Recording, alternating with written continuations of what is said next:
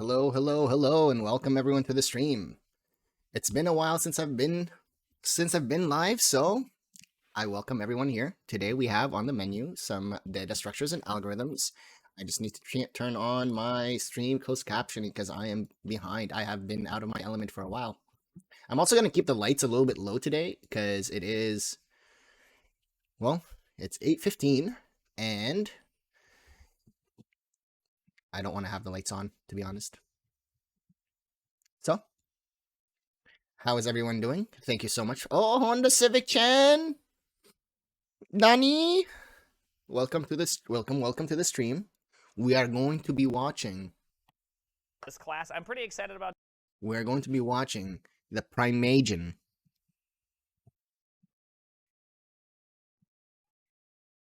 Okay. We're going to be learning data structures and algorithms. I'm going to probably, I'll open up my Anki. I don't know what sort of like deck I'll kind of want to be. Okay. It looks like basic, search, sort, arrays, recursion, quick sort, trees. Okay. Do I want to create a deck? Actually, you know what? This is what I'm going to do. We're going to create a deck.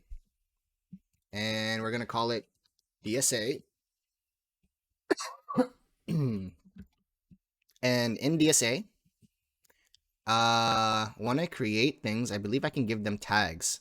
So I'm just going to say basics for this part. And then we will create, not Java. Well, I think we'll see. I'm not really pasting any code in here. I don't think, not yet, at least. But we'll see what happens. I just realized that I forgot to fill up my water bottle, so I will take a moment and I will be right back. Sorry, everyone. Thank you for entertaining me. It's just so that we can stay hydrated through the 9 hours and 20 minutes that we are all going to watch together. Right, chat? I'll be right back.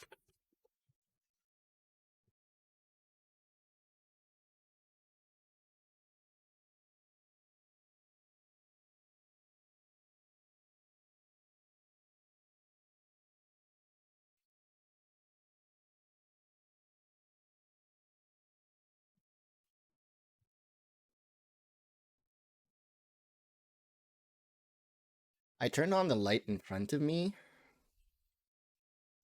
Pog! Haxel Pog! So much. Like 9 hours, the full 9 hours and 20 minutes. I turned on the light in front of me, and I think that's probably like my best bet. I could turn it up a little bit further, but I think this just like the slow dim, not over my head, and then also like I have the light bar on my screen. We'll just probably make this like the best experience for me to be able to like focus. And then that way there's still also like a constant stream of light pointing on my face, right? Cool. So, hope everyone's doing well. Without further ado, my guy, don't. The full 9 hours, Haxel. The full 9.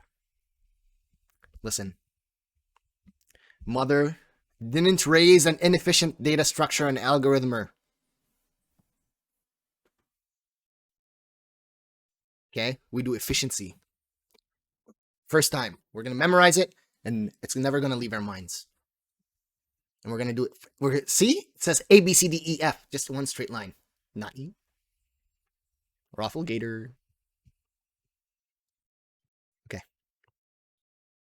So, we're going to be introduced by the Primagen.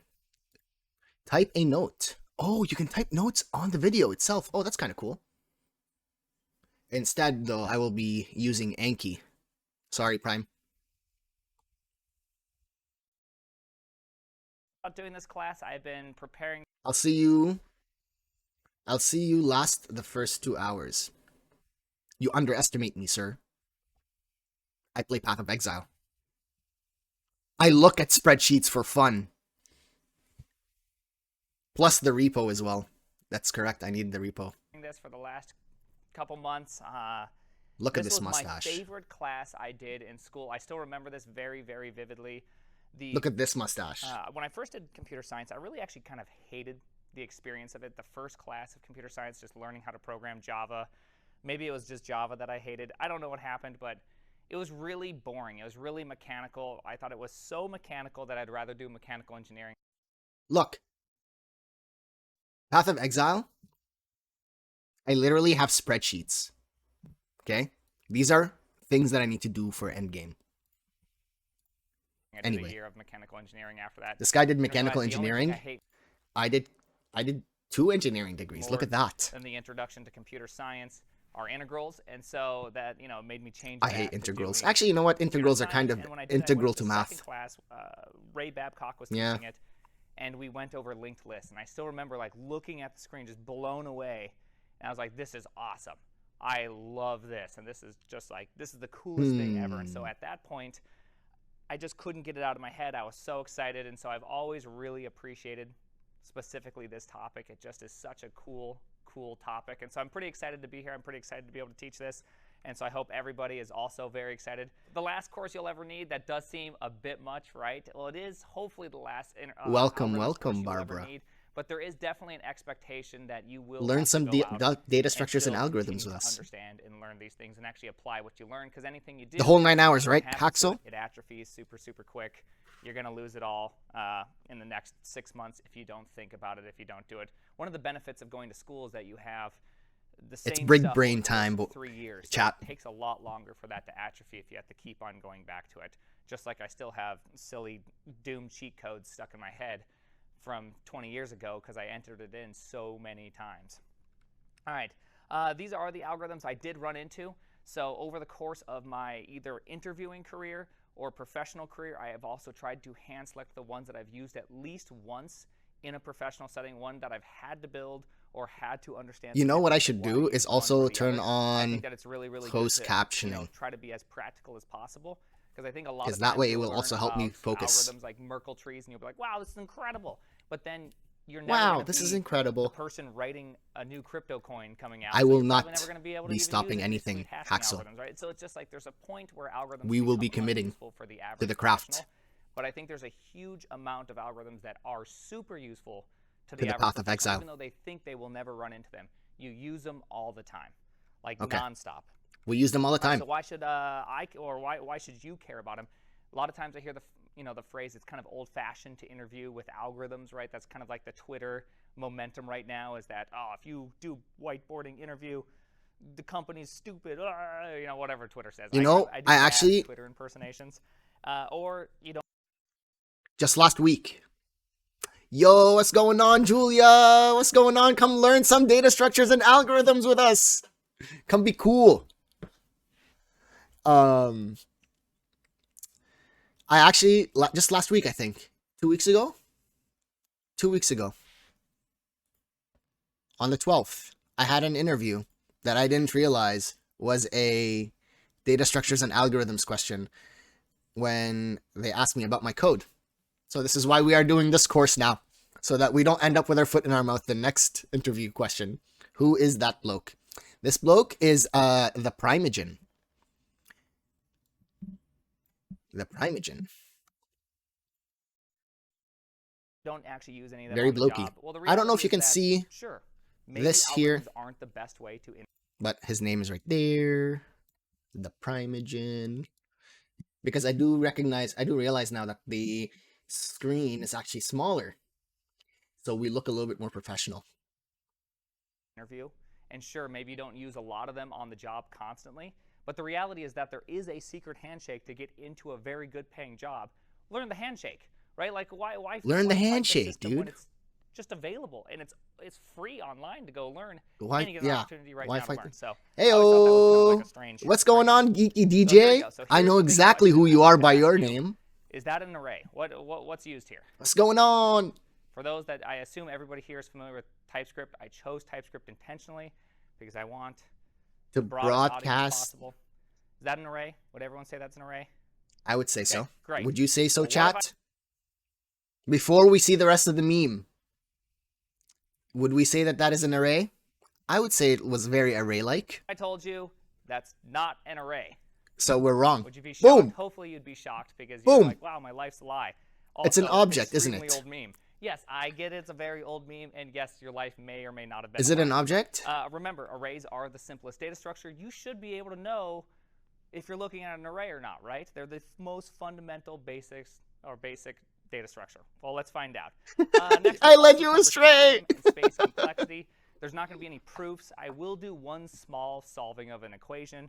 Nothing really, really large, but we're just. We are see. This is why we learn. We learn together, chat, right? Yes. So we will say is okay. We'll say const a is equal to this. Why can't I friggin' type today? All right, there we go. And then is a an array? And the answer is no.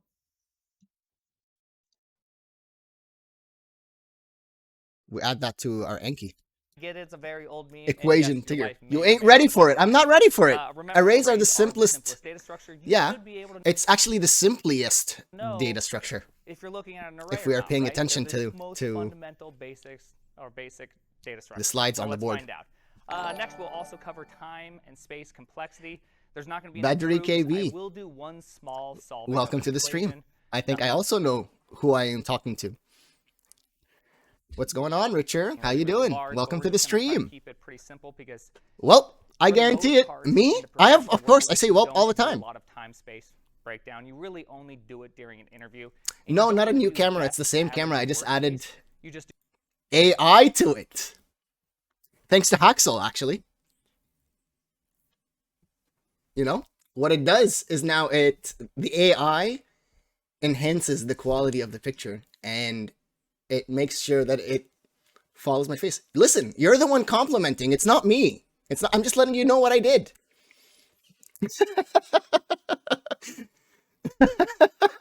Yo, Ryan, what's going on? It's a party. do worst case. Like what's How you the guys runtime? doing? Well, actually, if you give this input, you get you don't even do that. You're just like it's this.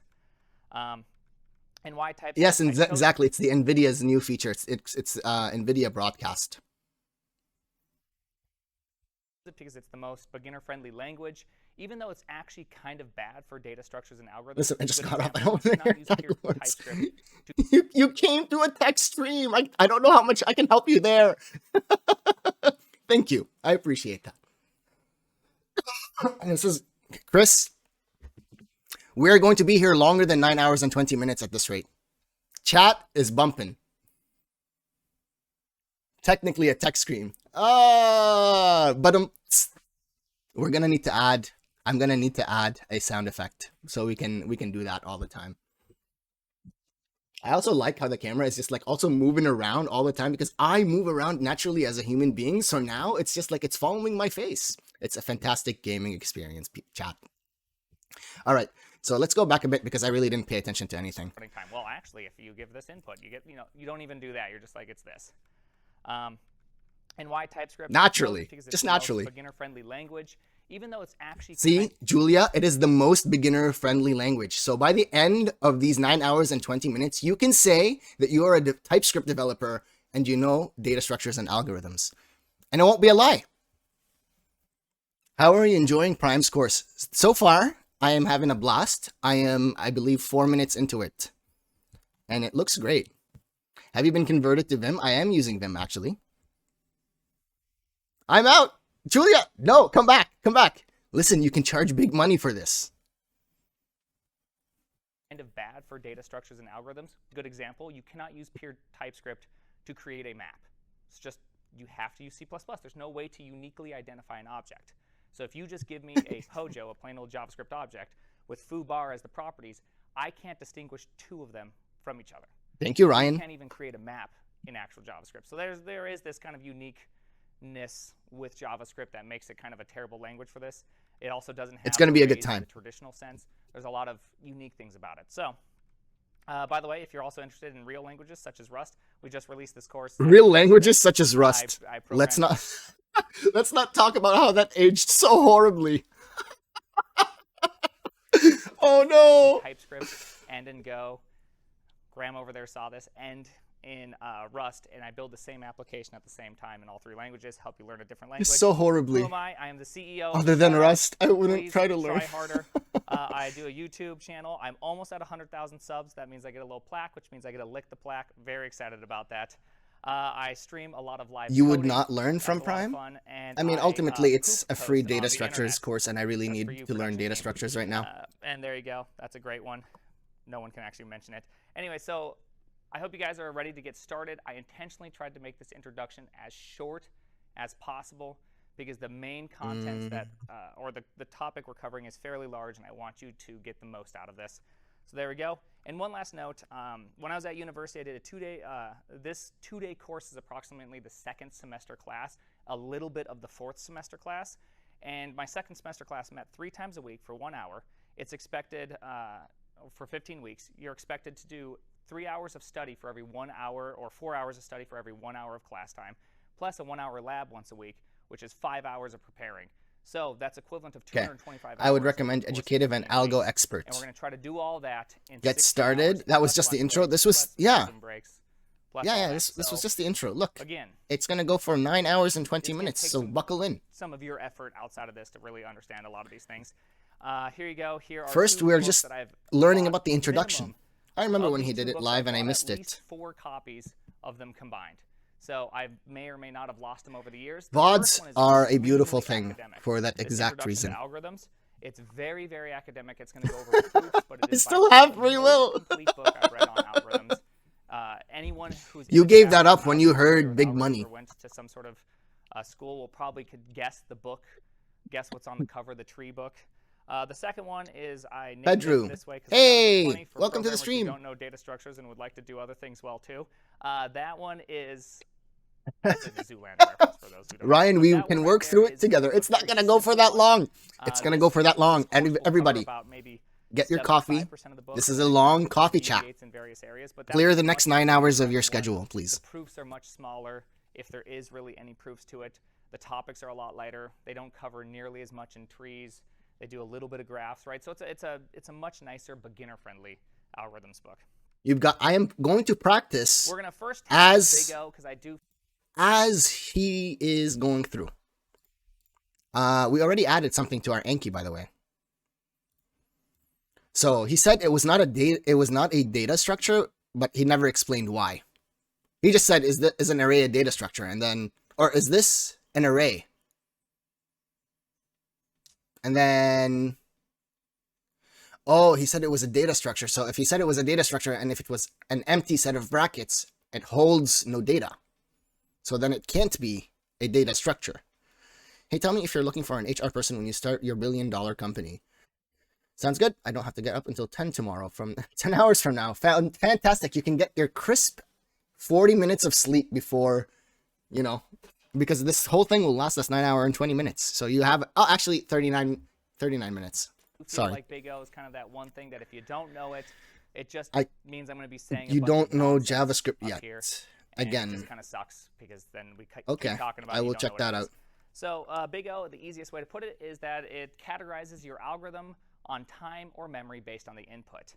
It's not meant to be an exact measurement. So if someone's not going to say, oh, your algorithm's going to take 450 CPU units. You're going to first say, well, what's a CPU unit? And second, how did you come up with that exact number? Instead, it's a generalized way for you to be able to understand how your algorithm will react as your input or the things you are using grow.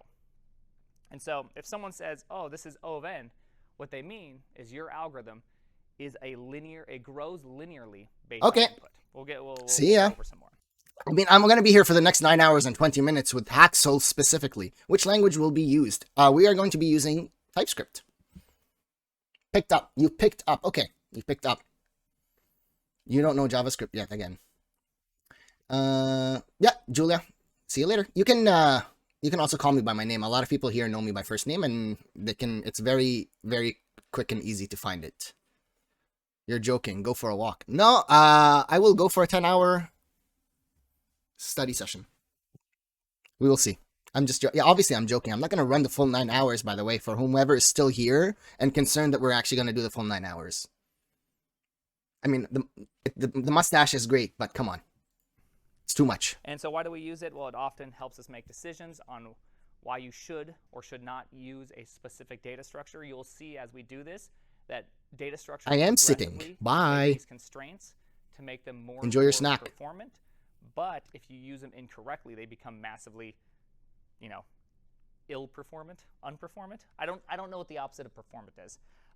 Imperformant. It's a free There we go. learn for us, So though. here, we're going to take a quick code example. Your name right is here. Dude with For Nice those Shoes. who know Thank you, Big O, Haxel. This is a breeze. You know it immediately. So if you don't know Big O, this This would is actually be O really of hard. N. You wouldn't have a way to be able to kind of describe what is the I'm running assuming. time of this code. You wouldn't actually have the lingo. So hopefully we can do that. We can get this lingo going. To say it differently, Big O, as your input grows, how fast does your computation or memory grow? So that's the most important concept. Number one, growth is with respect to input. So just remember that, put that in your head. Obviously in the real world, this is not a real trade-off in the sense that depending on the size of data you use, depending on how much memory you have to allocate, depending on the GC pressure, these things are not necessarily free trade-offs. You can't really trade time for memory because it takes time to create memory. So if you create a linear amount of memory, in some sense your algorithm is bound by how much memory you create. So it's not necessarily for free. So let's go back to our example. Is it? How does our Yikes! program Straight to Big grow O. with respect to input? Well, See, the issue here is that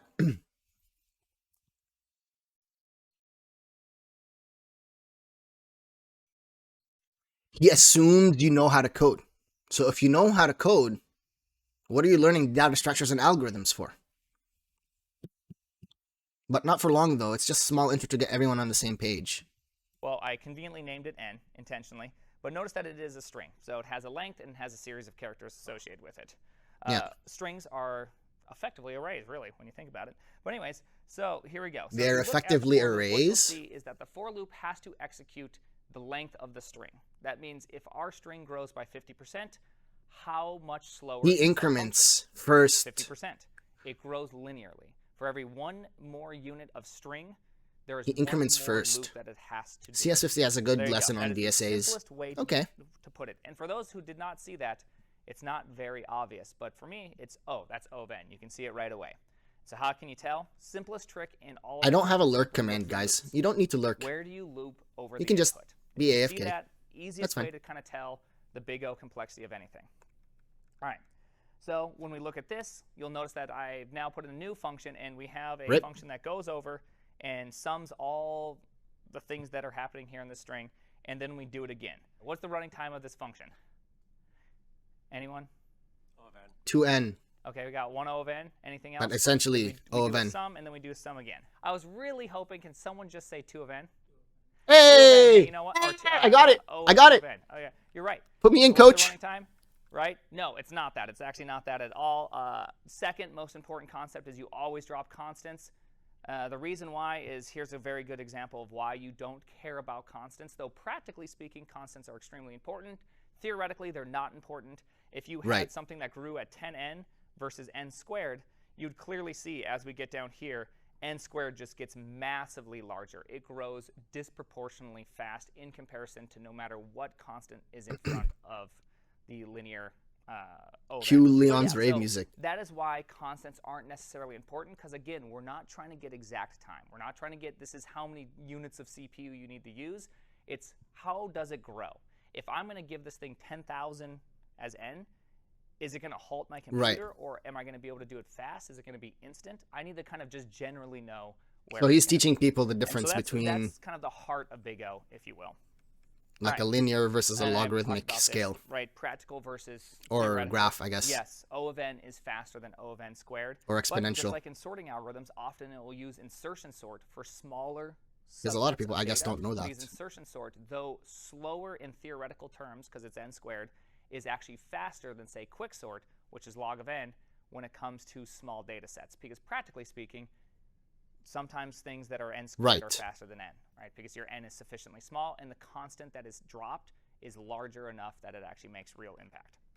All right, so let's do another example right here. We're going to go over the entire length of the string, and if we happen to run into a capital E, we are going to return whatever we have at that moment. And so what is the running time of this algorithm?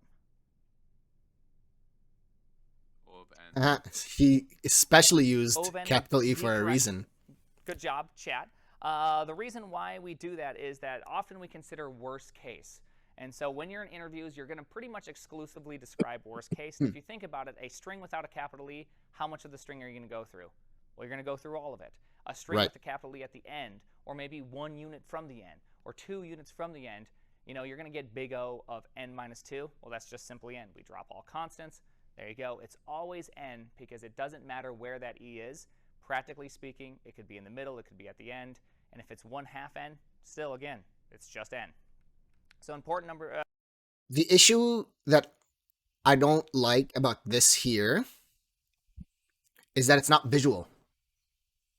Right? He's just like explaining it. He's just saying like O of n, O, like, right? Like he's not saying that. He's not saying something like this. He's like saying, you know, when you have a graph and it's a linear graph, it typically goes up. Let me see. Where's my, okay. And like it goes up straight, right? That's like O of n. But then if it's like O of 2n, you can just reduce it to always like confidently say that is also worst case scenario going to be O of n, right? Or if it's like O of n minus 2, I need to friggin' get a mouse or something, or a pen. Then that's also going to reduce to O of n, and then people are able to start seeing the pattern, right? Because as you go, like if this is time here, right? As time moves on average, like you can always assume he's saying worst case scenario. So you can always assume that it's like as time goes to infinity, all of these constants, all of these graphs will start looking the same. It will always start to reduce to O of n. Anywho. The 3 important concepts. Like the thing is, if you're not familiar with these concepts, you're not thinking of this. You're not thinking of this because it's not native to you.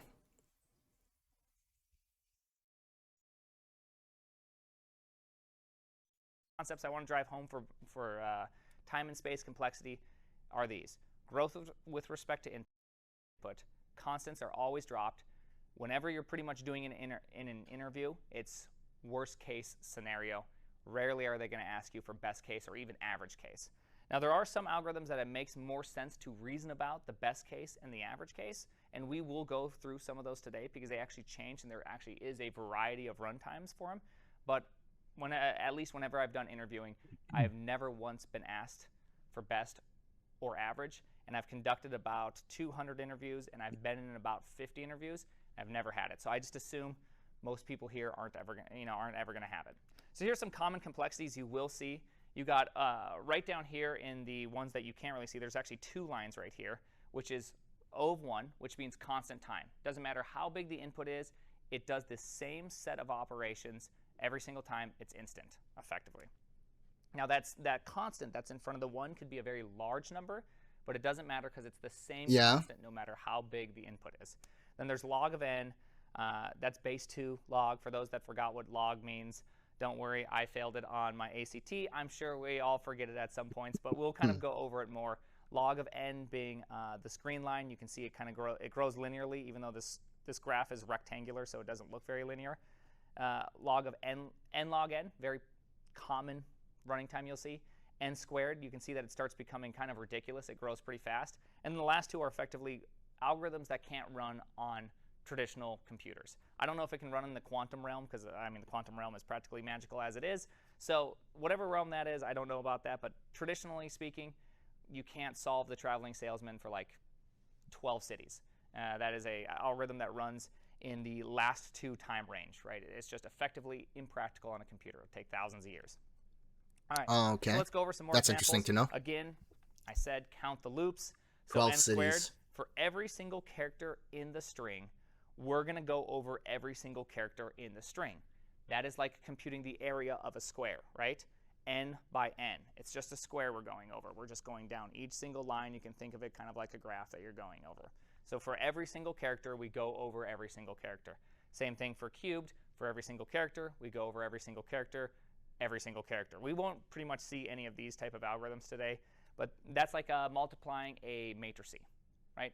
If you just simply multiply a matrice together, two of them, you're going to get an n cubed like algorithm because you have to do this every single time, right?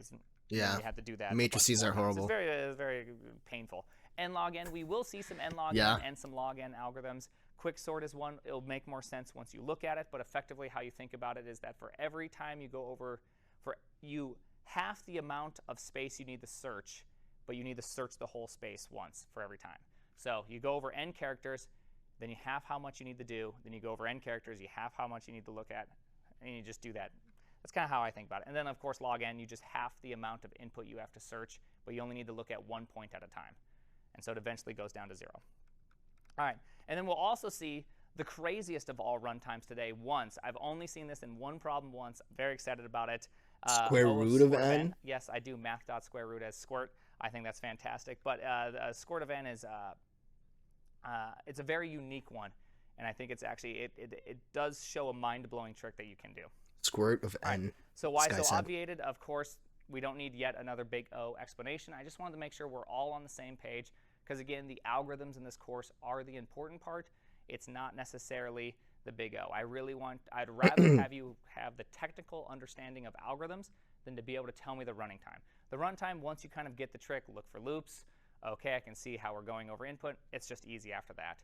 As long as you keep these three concepts in your head, growth with respect to input, constants are dropped, consider worst case, you're going to do fine in an interview. As long as you can kind of qualify, okay, here's where my loops Yeah, but these are concepts that I'm already familiar with. One more note, there are other things that measure time complexity other than big O. Just people don't use it, right? There's theta, there's little omega, there's all these other ways, but big O is the upper bound, effectively the least upper bound you can do. Theta? All right. Space, the final frontier. We are not going to really be talking much about space growth. I will mention it from time to time. It's just less interesting. I've gotten it once or twice in an interview, but the reality is that people do this in React, which emotionally bruises me. And so when I see this, I just assume people don't care necessarily about space or time sometimes, and I care about it, but I can't do anything about it. Hopefully those that, I don't know. This may not be the popular way to do it anymore. React changes too fast for me to keep up with it. I don't really do a lot of front-end stuff. So anyways, before we go, questions. What is your favorite algorithm? My favorite algorithm to implement is probably Quicksort, and I'll explain why, because I think it's just super duper neat. Practically speaking, I think a ring buffer is it just always is awesome. And then you can replace a ring buffer with an array list if you don't need first in, first out behavior. Right? Everyone agree? By the end of the course, you will agree with me because then you'll understand what I'm saying here. In fact, by the end of today, you should be able to understand what we're talking about. Yep. If I don't know TypeScript, can I follow the course? You should. If you don't know TypeScript, can you follow the course? Well, I chose TypeScript because the typing language is very straightforward. We're not going to do a ton of TypeScript. So if you know JavaScript, you know TypeScript, except for you'll see kind of some foreign characters in some unique positions. But it's really the types that are important. And so I really want to make sure I can type out the types so you can see it. And I kind of created a nice little project in which we will all practice typing out algorithms together. And that one is going to be in TypeScript as well. Okay. And there's a reason why I chose that for just like the technical reasons of TypeScript as well. All right. So,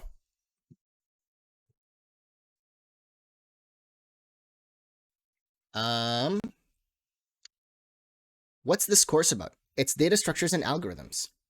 So essentially what it is giving you the best methods to build your code so that it takes up the least amount of space and therefore takes the least amount of time to run. TS is just TypeScript, is just JavaScript with extra Java.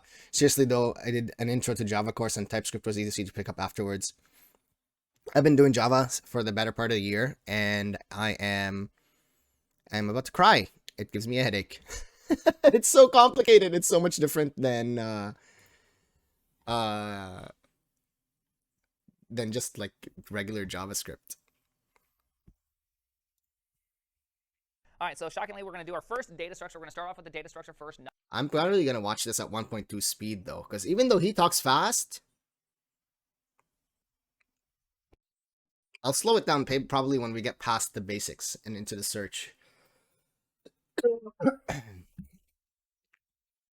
Not an algorithm. You've already seen this data structure many times in your life. Is everyone excited? All right, we got lots of smiles. I think I saw one tier. It was just one tier. All right, arrays. Yes, I know we're going to cover arrays first. You're probably saying, well, I know what arrays are. Well, you also said that that was an array, which it's not an array, so we're going to do this. I'm glad this joke worked out because it wouldn't have been funny if I didn't. So if const array isn't an array, well, what is it? Well, hopefully by the end of this section, we will be able to derive what it is. We'll be able to empirically look at it and say, oh, it's actually this data structure.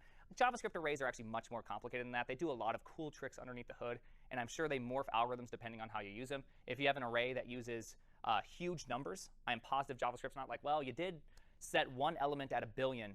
We're going to create 999,999,999 positions before it and put that into memory. I'm very sure that they're very smart, and so they're not quite the data structure we'll point out. They do a lot of things, but I'm also positive they are this fundamental base if you use it as array. All right, so let's jump with this. I'm going to go to the whiteboard, and then we're going to go to Node, and we're going to observe this. And the most fundamental kind of idea of an array here, I'm going to actually write this up here, and then I'll save these, and I'll put them on the website as well. Okay, so he is going into with pen and paper then. Is that all it is a contiguous memory space. Contiguous meaning unbreaking memory space, in which contains a certain amount of bytes. Now, everything about a computer is just numbers. These are all say that again. Memory. So the most fundamental idea of an array is that all it is a contiguous memory space. All right, so we'll write that in our Anki. What is an array? It is a contiguous space. The most fundamental idea of an array is that all it is a contiguous memory space. Memory space. Contiguous memory space. Okay. And this means unbreaking. My brain auto-corrected what you wrote after R, and I was about to say unbreaking memory space, in which contains a certain amount of bytes. Now, everything about a computer is just numbers. These are all zeros and they're all ones, right? That's all they are. It's just binary. And how memory is interpreted is based on what you tell the compiler or whatever to, like, how to interpret it. And so when it sees a chunk of memory and it goes, oh, well, these 4 bytes, I'm going to treat them as a singular number, right? This is actually going to be a 32-bit number. That is the compiler telling, or that is going to be your program just understanding this piece of memory in a very specific way.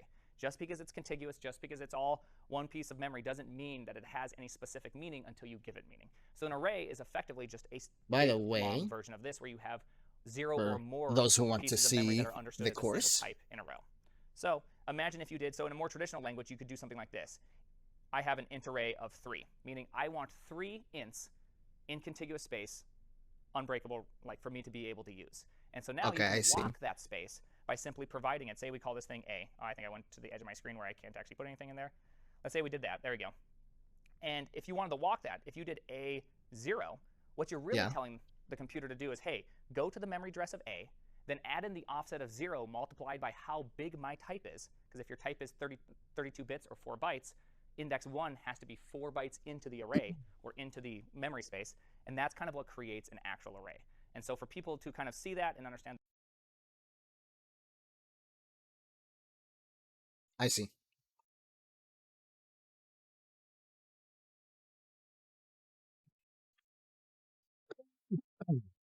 So it says memory space now labeled A, right?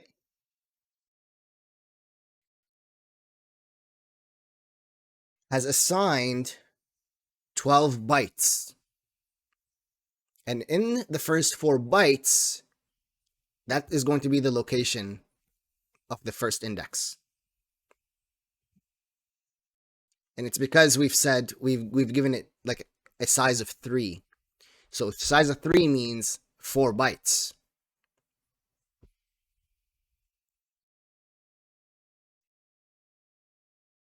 The fundamental operation. I think it's really, really good because it helps kind of put yourself into the mentality of a computer. Because when you access these big, long pieces of memory, to you, it's very abstracted away. It's just like something it's like a slot. But underneath the hood, it's going to be contiguous. It's going to be just zeros and ones. And something has to understand that and make it into the type you think it is. And so that's effectively all an array is a simple contiguous memory space. And so Okay. I wanted to just put that out there just so it feels like we are talking about the exact same thing. And I can kind of actually show you that. So I'm going to jump into Node for a second here, and we're going to create something called an array buffer. So Node does have something like an array. So I can go like this, const a equals new array buffer 6. So now when I type this out, you can see it's just a series of zeros. There we go. So I have this beautiful series of zeros. And I want to interpret those zeros in a specific way. So I can go like this. Array buffer, unit 8 contents, 0, 0, 0, 0. So there's 6 sets. Byte length is 6. So you have 6 bytes. Oh, okay. So it's because, yeah, we've basically created 6 spots for us to slot values in it. So I'm going to take them as unsigned 8-bit numbers. That means a number between 0 and 255. And I'm going to pass in a. So now I have a view into this. And I const a8 is equal to new unit 8 array a. Okay, so I don't know if this is TypeScript, by the way. This doesn't make sense that it's TypeScript. But I am making sense of this because I am familiar with Java. So he's building a new object here, from a new uint8 object. So it's an array that's going to be the same length as the buffer array, but it's going to be filled with values made up of uint8, I think. can do something like this. A8 0 equals 45. And so now when I print out a, you'll notice I've actually changed a piece of that data. When I do a simple, so let's go by 2, and I set 2. Yeah. When I do it again, you'll notice that I set the first byte, skipped one, set the second byte. It's kind of interesting, uint right? is So now I can unsigned. do something like this. Const a16 equals new uint16 array a. And now we'll print out the contents of the array. As you can see, nothing has changed. If we use our new uint16 array and set the second index, remember, we use the width, so this one should be further out. It should be the last 2 bytes, and set it to 4545, which is a pretty large number. So now when I print it out, you'll notice something. I specified the first one in decimal, and we got a value of 2D. Specified the second one in hexadecimal, got 4545. But what you'll notice is that I said position 2, and look at where it set it. Like it set it on the what is it, the 5th and 6th byte. Now that might be a bit confusing, but what I just did is I took a contiguous memory space and I interpreted it in 2 different ways. I first said, oh look, I'm going to look at this as 8-bit units, and I can walk them in 8-bit units. And I said, okay, let's look at them in 16-bit units, and I can walk them 16 bits at a time. Very, very different. And that's effectively what is going on underneath the hood. This I see. is fundamentally what an It's array like is. I++ I'm walking through or this. I plus equals And I know 2. this might be a bit confusing if you've never seen any of these things. It's very, very confusing. Most of the course is That's what he deal just with said, this. essentially. If he's moving it in 8 bits, in uint8, right, he's moving it step by step. And if he's moving it in 16, he's moving it every 2 steps. Wanted to make sure that when I say array, And 8 bits is 1 byte, isn't it? But I think uint8 is a different... What is uint8? uint8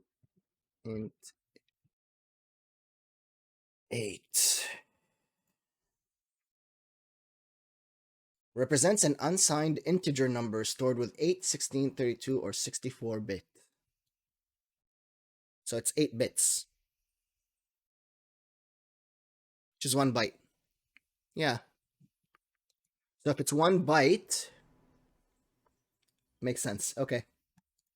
this is more of what I'm referring to. And there's 6 When I bytes in say there. That list, makes sense. I'm not referring to that. And I wanted to make it as abundantly clear as possible so that Okay, yeah. So you move over one byte at a time, or you move over 2 bytes at a time. But so he said here, A16 and then 2. So it goes 0, 1, and then 2. So the second 40, or the first 45. But why is the second 45 there? 45, 45. I guess it's because of the way there's only 2 digits. Byte-wise. uint goes from negative 127 to 127. Oh, I mean byte-wise.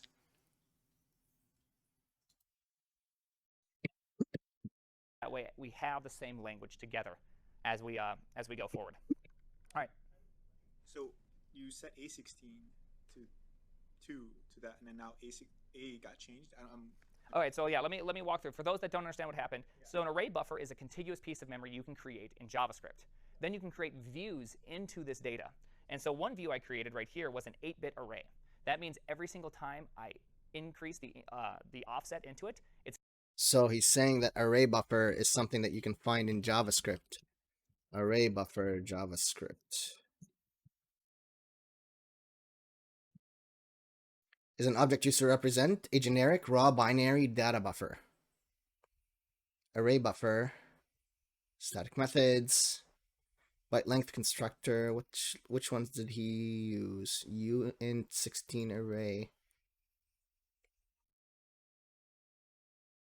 Interesting.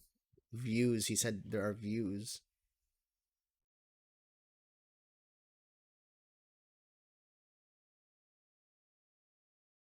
Is view returns true if arguments if one of the array. Huh. It's going to Okay. take the width of that type, which is 8 bits, multiply it by the It's offset that I byte give values. it, Okay. and then edit or get that value. So when I say set position 0, it goes, okay, I'm array buffer A. I'm going to go offset times 8 and grab that piece of memory. And then I do it again with 2. Okay, I'm going to do 2. I'm going to go over that amount, 16 bits. And then I'm going to grab from the effectively the 17th through the 20 or the 16th through the 23rd bit. I'm going to grab that or a byte. Chris grabs the second byte index, that is, and grabs that out or sets that in. But then I create the exact same piece of memory, A, but this time I set it as a 16-bit. So I completely change the value that I'm looking at. Right? Those are two very different values. In fact, if I were to store the same value due to my computer, what is something called endianness, when I store this value, it will be a bit confusing when you look at it because of how computers interpret it. Look at where it put that 45. It put it in the most significant position. Probably not where you thought it was going to put it, but that's because I've now interpreted. Why?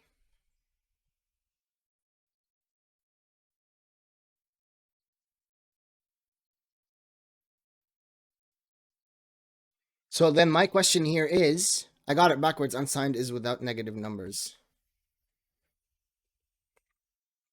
Unsigned is without. Okay.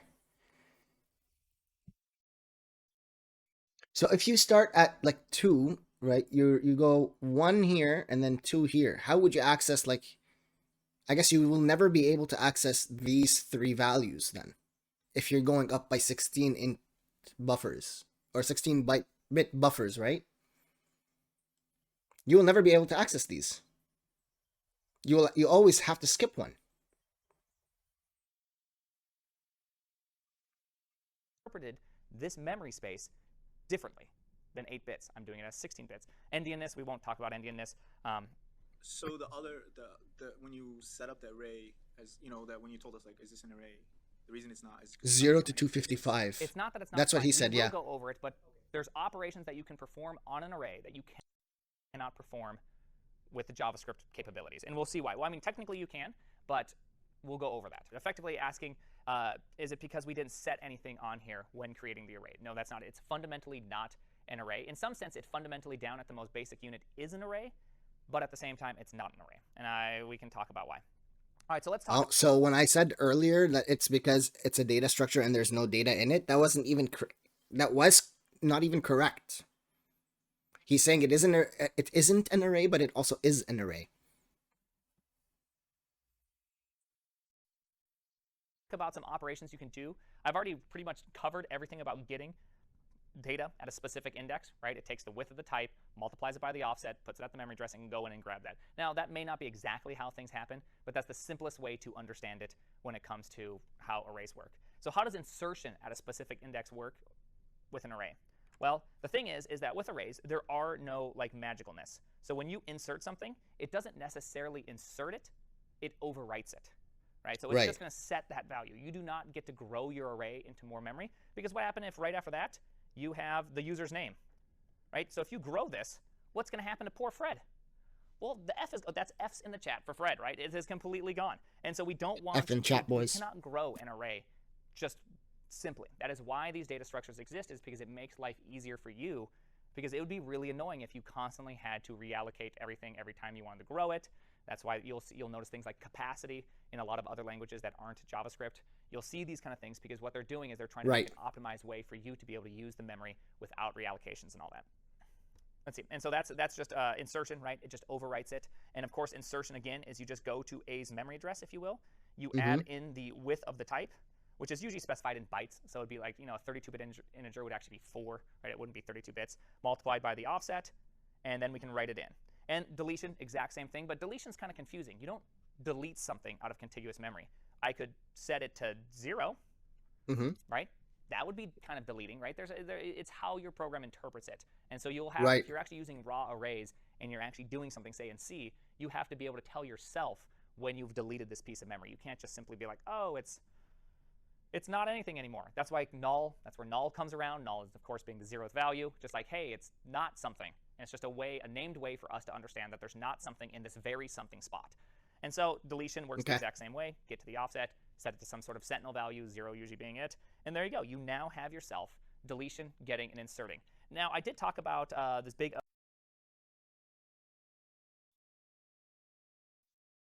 O business.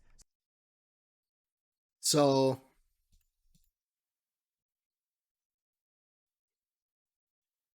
when adding an element to an array, what does memory do? It to the address of the array and overwrites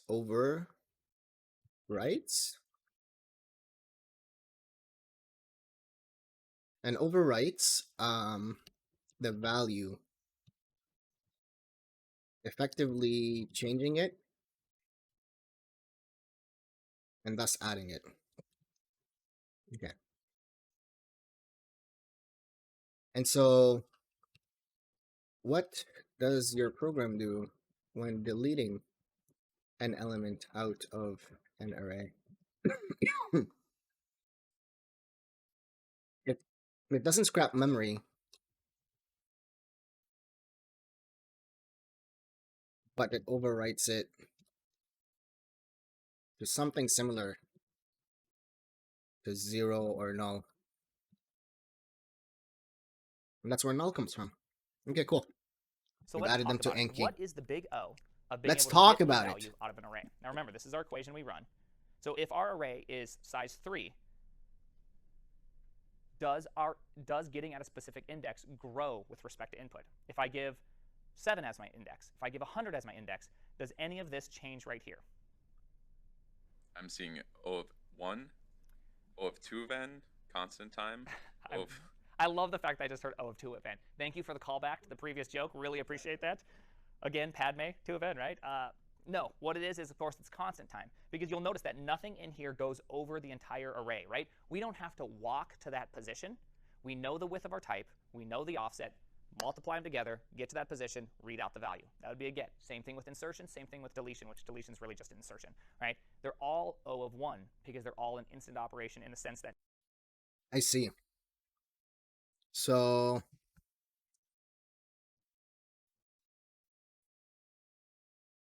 width times offset. What was the offset again?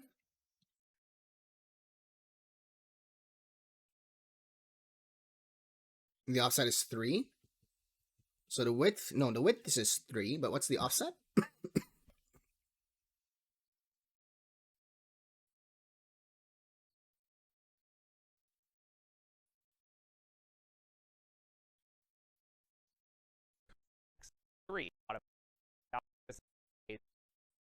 Will it just overwrites it, and of course insertion again is you just go to A's memory address, if you will. You add in the width of the type, which is usually specified in bytes. So it'd be like, a 32-bit integer would actually be 4, right? It wouldn't be 32 bits, multiplied by the offset, and then we can write it in. And deletion.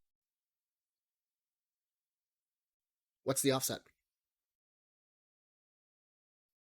Exact same thing, but deletion is kind of confusing. You don't... The offset is...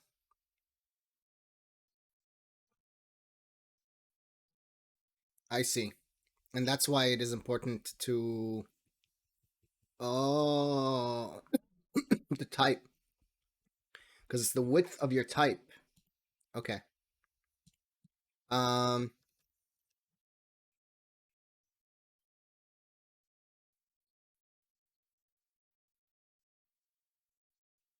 What does your program when adding?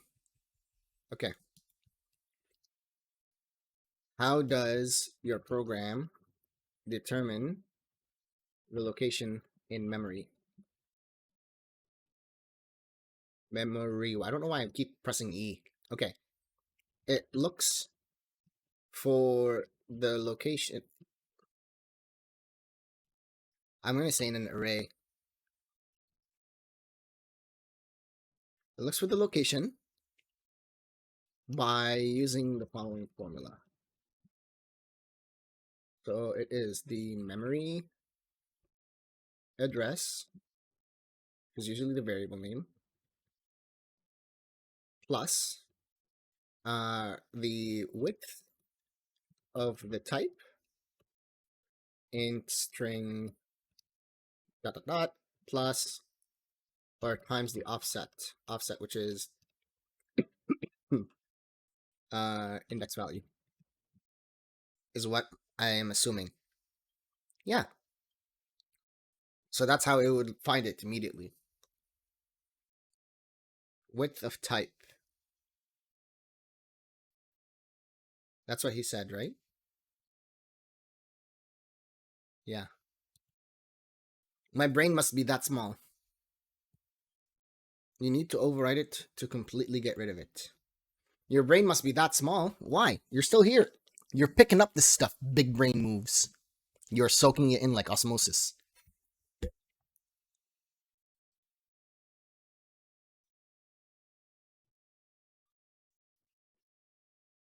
Delete something out of contiguous memory.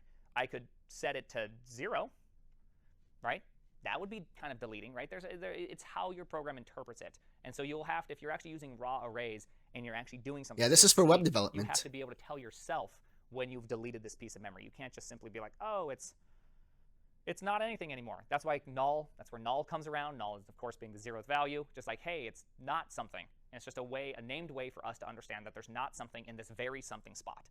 And so deletion works the exact same way. Get to the offset, set it to some sort of sentinel value, 0 usually being it. And there you go. You now have yourself deletion, getting, and inserting. Now, I did talk about this big O business. So let's talk about it. What is the big O of being able to get a value out of an array? Now, remember, this is our equation we run. So if our array is size 3. Yes, essentially. Because it is going to be going... I mean, it's just going over to the data structures and algorithms and stuff. But I think ultimately what it was is so that yeah, I guess it is for you to be able to scale your stuff up on an index grow with respect to architectural if level. I give 7 as my index, if I give 100 as my index, does any of this change right here? I'm seeing O of 1, O of 2 of n, constant time, O of... I love the fact that I just heard O of 2 of n. Thank you for the callback to the previous joke. Really appreciate that. Again, Padme, 2 of n, right?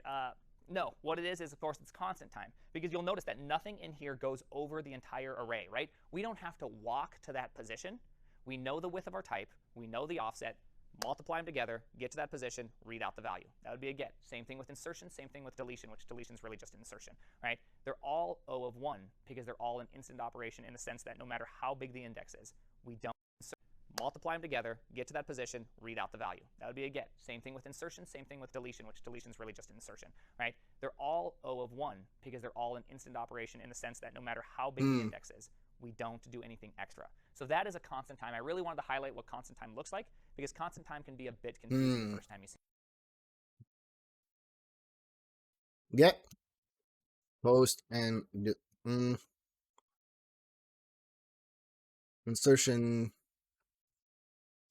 insertion and deletion in arrays are what time complexity?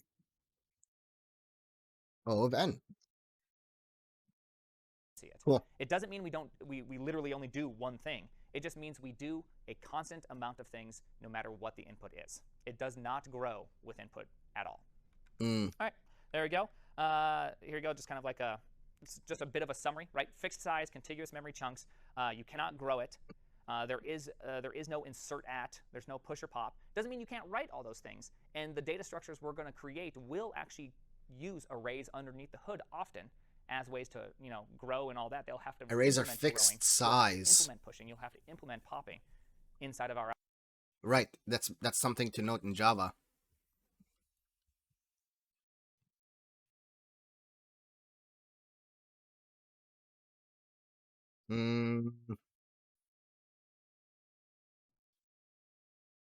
Can array sizes be mutated?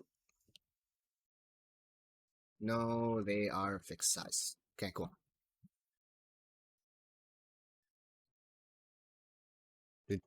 All the But time. for now, that is an array. Any questions on what we've covered? Any up to questions? this point on what arrays are? Chat. So you're saying there is no insert or push or pop in arrays? Anybody have any Question questions on was, anything there so is far? no insert or push or pop in an arrays. Technically not. Not if it's a static array or a traditional array. There is no methods on it. In fact, in some of the older languages, there's not even dot length, right? You have to pass the length as well as the pointer to the beginning of your array and just say, hey, here's my type, here's where it starts, here's how many you have. That's why when you look at any C program, the entry point is an array of strings and how many strings there are, right? Like it has to tell you how to interpret these pieces of data. If an array doesn't grow, does its memory and size and memory allocation have to be specified at initialization of the array? If you use Rust and you try to use an array, you'll realize right away that you have to put in a size. Like it has to be a specified size. And often you'll see this all over the place that you I like have the to references tell to it size, Rust as if and that's Java the size didn't it's do that created. first. Now, it can be a variable still, right? You can still create an array with n as its Java size was in a lot cooler. of these languages, but it Size still of has my variables array, like that. size There are of also int. like compiled Yeah. sum arrays where you actually have to be like, this thing is a 3, it's always a 3, it is always going to be a 3, right? There's kind of these different styles, but nonetheless, an array has to have its size as part of its allocation. You can't grow it, you can reallocate it, meaning you're going to have to create a new array, take your old array, write it into the new one, you now have a bigger array, you now have more room, but nonetheless, it is these fixed sizes. So the question was, when you're creating an array in JavaScript, are you creating something that has an array underneath the hood?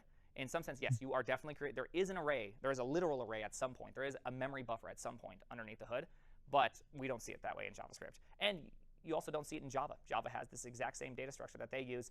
Obviously, JavaScript, again, there's a bunch of conditions that are a part of your array that make it actually a lot more tricksy to simply do. I'm sure they have a turn it into a map once you have too many items or once you have too sparse of an array. I'm sure they have a lot of algorithms that make it 10 times more Full C complicated than it is. neckbeard and require For the most length part, to it be is- passed in. I see. It operates like an array. I don't want to give it away. I don't.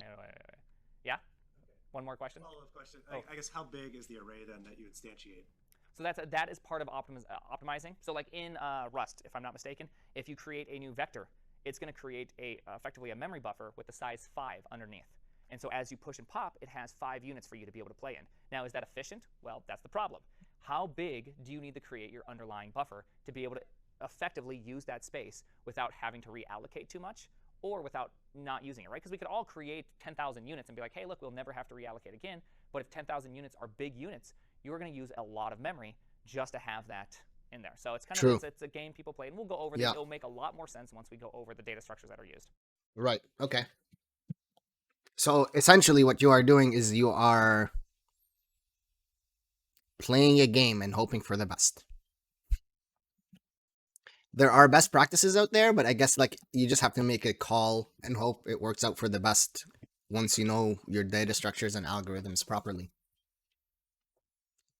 Do all the time. So we are now. Okay, cool. I'm going to take a 5-minute break from watching the Primogen. That took us, we went through 37 minutes so far of this video. That's not bad. We're plowing through. Haxel! 37 minutes into 9 hours and 20.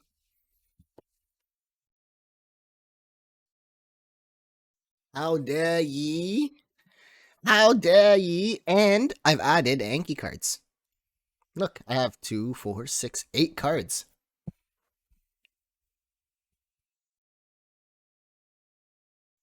Should I go over the cards?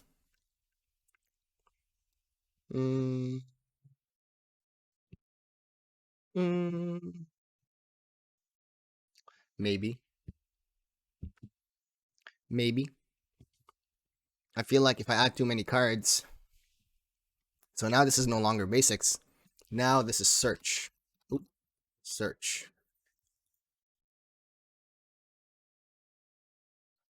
Oh no. Drop my lighter. Cool. Now going to jump into the A. Let's continue going through. We have defined our first kind of data type. We are going Ah, to. he also shares the slides too.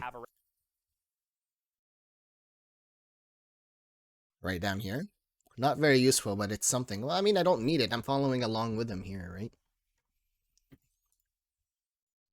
Arrays in the sense that we want to have arrays. So I will treat a bracket like an array. It will have a dot length property, and just to make it easy, I won't go full C neckbeard requiring the length to be passed around and all that, but we'll just treat it as if it only has one thing, dot length. So as we program, we practice keeping it a certain size and using it in a specific way. I think it's a lot better to do it that way. It just is a good way to practice these algorithms. All right. So one big thing we're going to be doing here is that we're going to be visualizing all the problems first. We're going to be discussing it with circles and arrows, boxes and arrows, and then we're going to program it. And we're going to do a lot of squares. data structures if possible. It's definitely a core competency. If you can get really good at this, visualizing, creating your problems first on a whiteboard, and then being able to translate abstraction into concreteness, it's going to follow you for the rest of your life. It's an extremely good skill to have, and at this point, often I can just think about it in my head in these terms, and I can just write out a program without doing the intermediate step, and it's a great skill to have, right? So first, we're going to start with search. Okay, search well, this is probably is going to be by something that far, I'm going to need to do something that you before do, I right? I think everybody here has had to start find some building sort my of value programs. out of some data structure. So let's just start with the simplest form of search, which We is are search going to on an array. become And even more so, we're going to start with the even simplest supercomputers. version of search, which is a linear search. So again, the first thing we Okay. do is we whiteboard this. So let's go over here. And do I have space for this? I think I have space for this. Awesome. So if we have an array that's from 0 to n, and we want to find some sort of value, right? So we have some sort of function called search, in which takes in an array and a value v. And we want to see, is this in here? So the simplest form we can do is do a linear search. In other words, we go to 0 and say, hey, x0, are you v? And if it says, hey, I'm v, we're like, awesome. It's at position 0. Else, we'll do it again. x1, hey, are you v? Question mark. Oh, you are? Awesome. Here you go. Now, this may look very familiar because I bet who in here hasn't used index of? Want to guess what index of is probably doing underneath the hood? It's just walking linearly until it finds the thing. So we are literally implementing, if you will, index of. It's the simplest form of any sort of search. Now, before we do that, I think, do I have it as notes right here? Yeah, what is the big O of this type of approach? So remember, It's O of n. growth is with respect to input. Constants are dropped. Worst case is usually what we're going to measure. So what is the possible worst case situation? So that's the first thing you should probably define in your head. What's the way that this thing fails? Well, just like in our first kind of example, we had e, and if e, the string e, that is, right, or the ASCII character e, if that's not in our array and we're searching for it, we're going to go from 0 all the way to n and never find it. So what does that mean? If our input goes from, say, 1 to 2, we have to search double the space. From 2 to 4, we search double again that space. And it keeps growing equally with the array. So what type of running time is that? Say that again? O of n. O of n. All right, awesome. O of n. We say O of n. That's what it actually looks like when you draw O of n. What that simply means is that as your input grows, so does the time it takes equivalently or linearly. So if it grows by 10, you get 10 more cycles in this loop, if you will. It's the easiest way to look at it. And so, of course, I wanted to implement this because it's very, very simple. But not only is it very, very simple, I also wanted you to get this onto your machine if you wish to follow along. So we can execute these things one at a time. I created this little library to be able to just do a bunch of algorithms. And if you want to do them every day, it actually creates a way for you to be able to do them as much as you want. I made it for you, so it's a proper shell. There we go. So here we go. Grab this thing. Go over to wherever you want to clone it out. And let's just clone this thing out. Let's start doing that then. He wants us to go to this right here, and then we're going to start cloning it.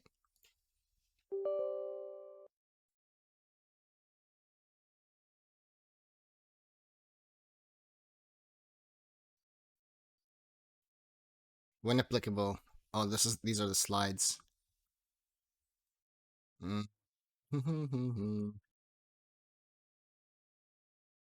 I need to go to Kata machine. Kata machine.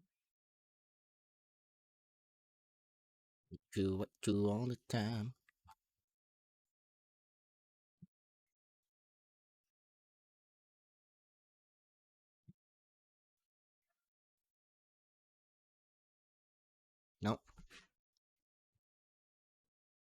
Kata machine.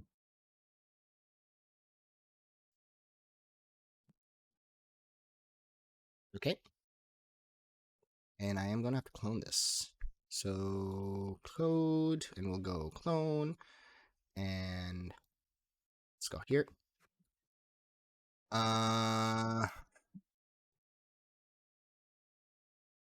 Okay. We'll just clone here. Nice. So they'll say Kata machine. And what does he do here? There you go. I'm going to clone it onto my machine. Awesome. So I'm going to open up Vim. I'm going to go to scripts. I'm going to go to day one. And now we're going to get a whole bunch of stuff. So long as you executed yarn install and yarn generate, you should see all these. A lot of these are going to be data structures or algorithms that we are going to implement today. Install. Yes, you do see min heap in here. There's a joke. It'll be great. But for now, let's start off with linear search. So we'll open up linear. All right. So I got to wait for this to install then. All right. And then I can code it. And he wants me to go to a specific file. Linear search.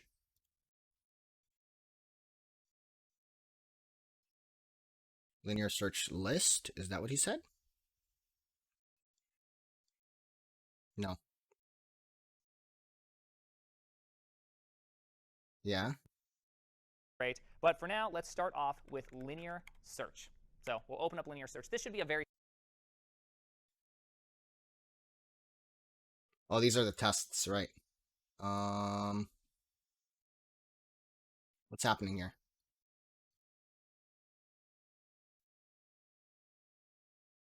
Did I pull the wrong thing?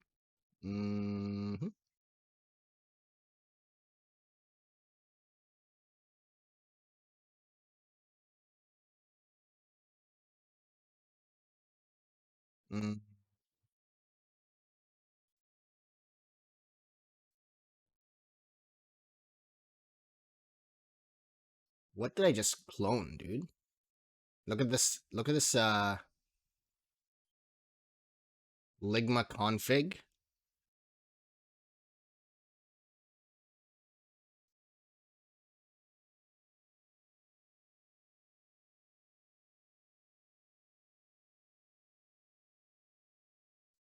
Need to update. Warning, out of date. Start to add algorithms, so the number of supported algorithms is limited at the moment, but we will grow fairly quickly. If you have suggestions, do this. So it looks like his what's it called? Kata machine? Yeah, that's the one that I literally just cloned over. very simple one, I believe. I don't understand. Just clone this thing What out. are you doing, dude? There you go. I'm going to clone it onto my machine. Awesome. So I'm going to open up Vim. I'm going to go to scripts. He goes to scripts.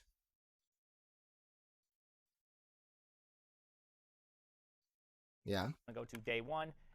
And then he says day one. Is there a day one? I don't see that.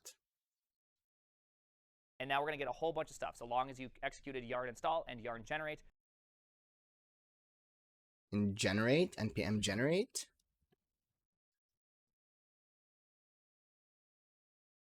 npm run generate. Does he have a generate in here? He does.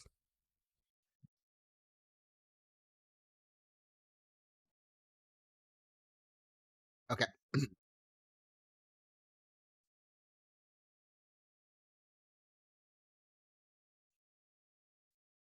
Scripts generate.js. Cool. Cool. But then we're still missing. Oh, day one. Right there. We found it. Linear search. Cool. We got it. Cool. You should see all these. A lot of these are going to be data structures or algorithms that we are going to implement today. Yes, you do see min heap in here. There's a joke. It'll be great. But for now, let's start off with linear search. So we'll open up linear search. This should be a very simple one. I believe all of us can just kind of program this on first try. which we will hopefully first try all of our algorithms today. So here's the signature, of course, which is linear search. I do like using snake case now. I don't know what happened to me. I always Let hated me snake see. case, and I love snake case. So If I do this, and then I do this. View, we'll say appearance.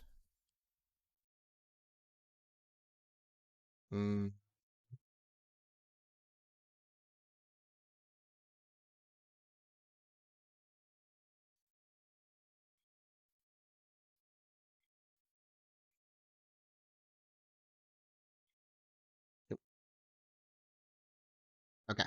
This is way too small. That's much better. if you don't like it, sorry. Okay. So there you go. Our signature, of course, is that we have a haystack, a bunch of numbers, and a needle that we're looking for, the number we're looking for. Okay. And we're just simply going to return out the Boolean if we did or did not find the number. All right, so let's just implement that really quickly. We're going to do a classic for loop, right? And I has to be less than, of course, the haystack. There we go. And if haystack I equals the needle, well, guess what? We can return true. I normally do not return in the middle of a for loop, but for algorithms, I'm totally willing to make concessions on good programming techniques. So there you go. As simple as that. If we see it, let's recreate it then. So say O, and then we need to do a for loop. Let I equals 0. I is less than. So it's haystack dot length. And then he said plus plus I. So we're just, for the sake of simplicity, we're going to continue. So if haystack I is I is equal to needle, which is the value that we're looking for, return true. And then he said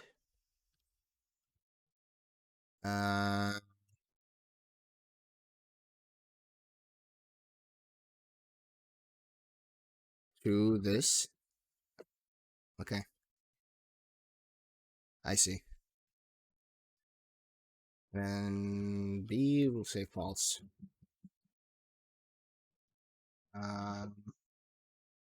Still learning my Vim motions, but we're working on it. This should be the same code now as he has. Right? Haystack.length plus plus I. If haystack I is equal to needle, return true. Else return false. He's a big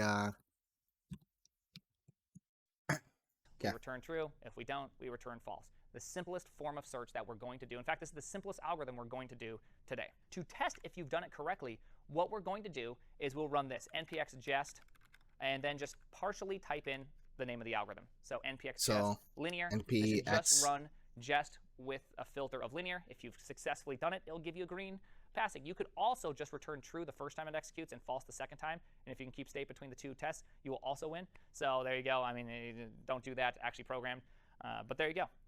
Okay, so it passed. One total passed. So I have jest in there.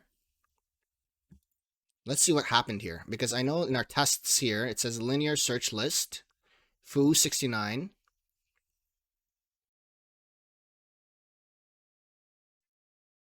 Test linear search array. So in our test here, expect linear function foo and 69 to equal true, false, true. 69 is true. I see. So it's passing the array and it's passing the number. So these are the tests. Expect linear function, which is...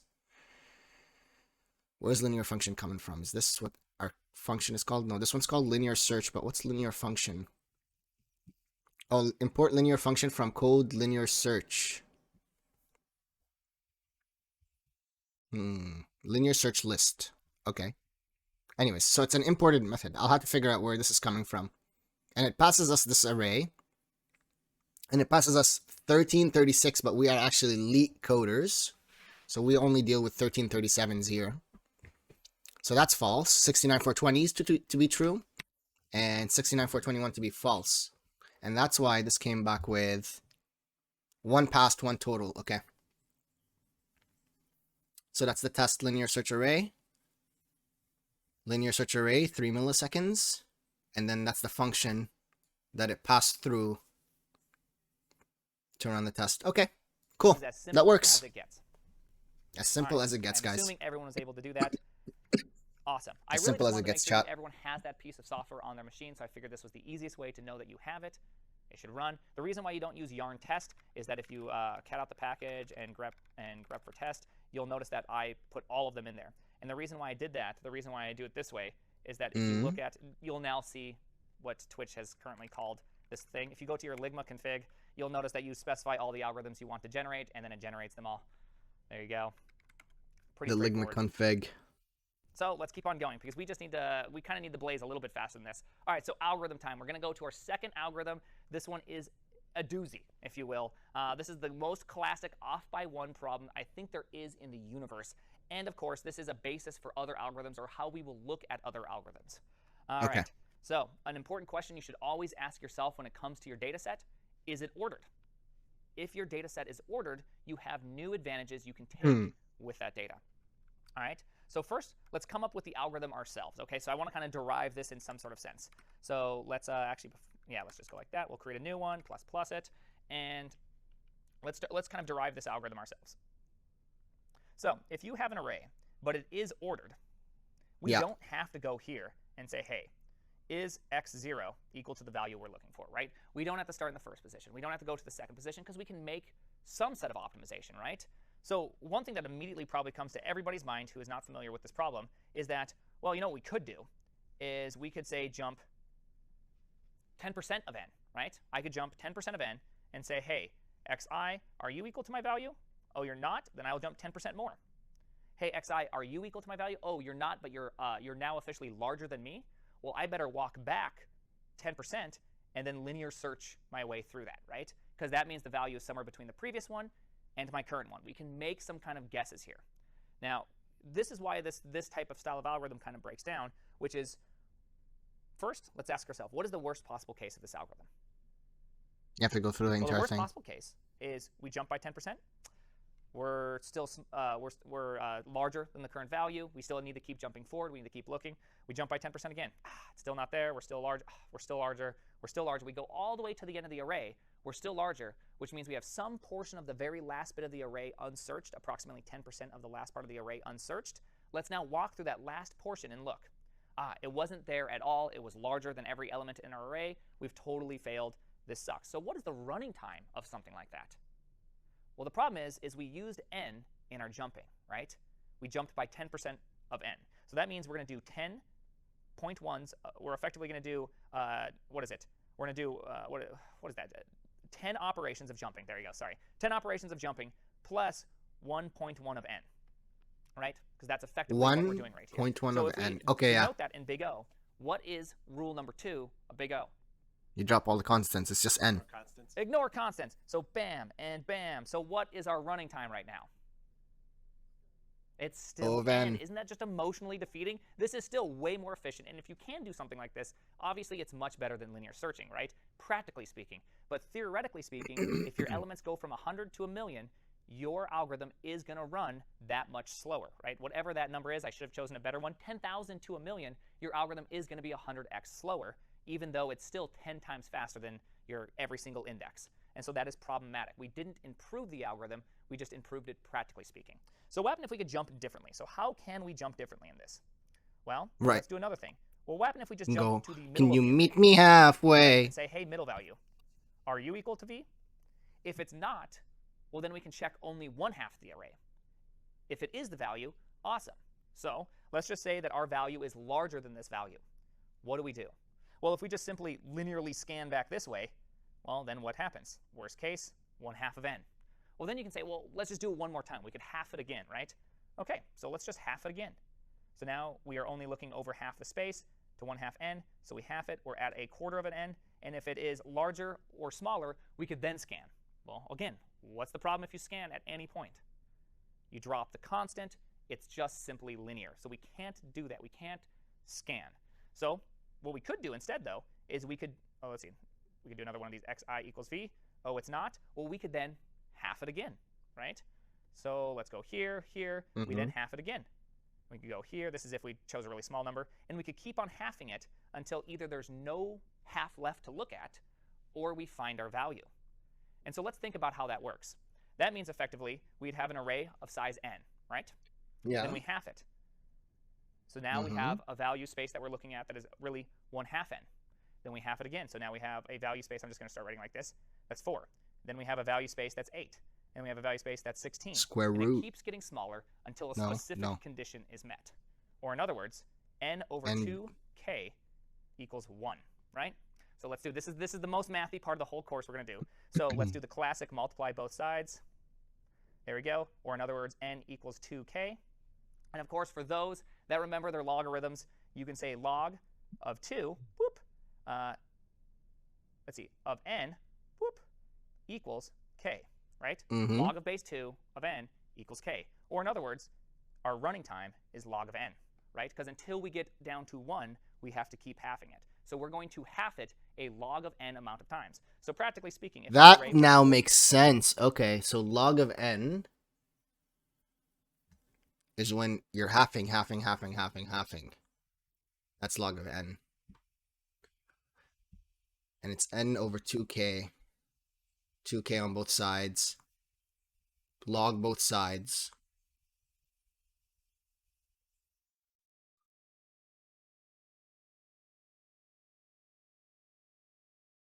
You log both sides.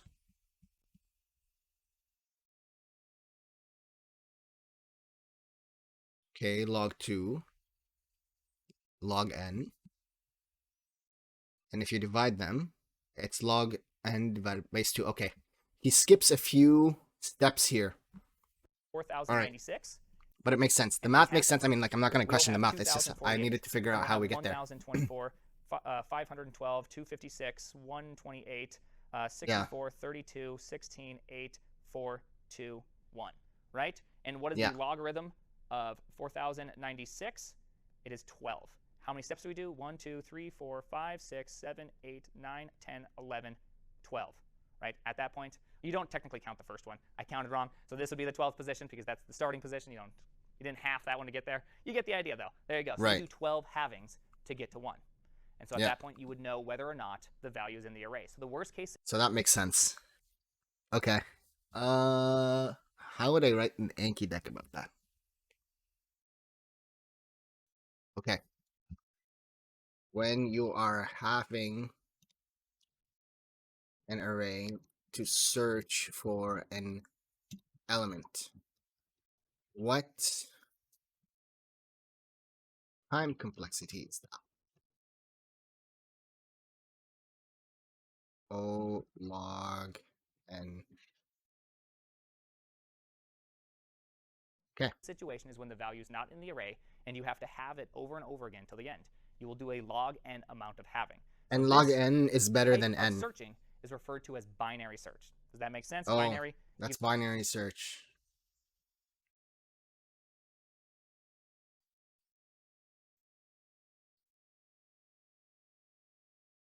And what is the type of search referred to as binary search?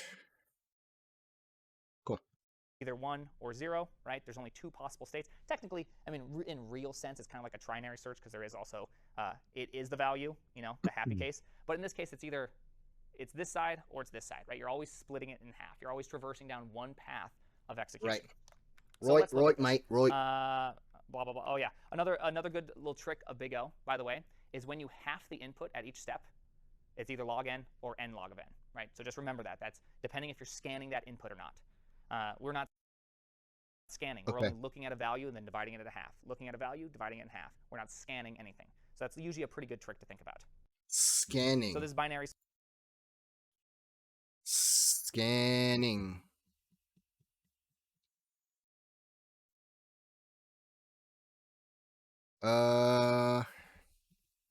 So what does scanning mean?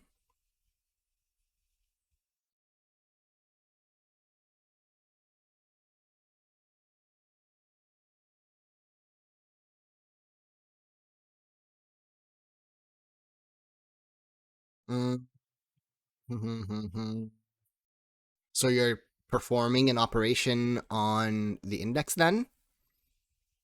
I see. That's when it becomes log n log n?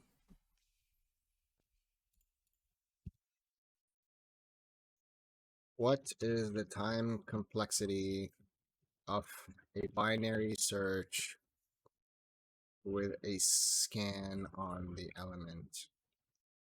N log n. Okay. Search, greatest algorithm ever. So now that we've kind of written it on a whiteboard, we could implement it. But first, what I'm going to do is I'm going to probably do it a little bit nicer this time. Let's try to do it A little bit do it nicer. in a sense that makes it easier to translate to code. Right? So let's think about it more in kind of a pseudocode type sense. We know we're going to half the array. We know we're going to look on either side. We know we're going to do this, so let's do this, a little bit better. So if we think about it, we could have a function that has a search that takes in an array, and maybe it has a low and it has a high, right? This is the space in which you need to look into, right? That makes sense. Right. And so what we could do is we could do a loop until some sort of condition happens, right? What would be a good condition that would happen? Does anyone have an idea? Comparing to the low or the high? Yeah, exactly. When the low and the high effectively become each other, we are done, right? Because that means we've halved our space to the point where we can no longer have our space.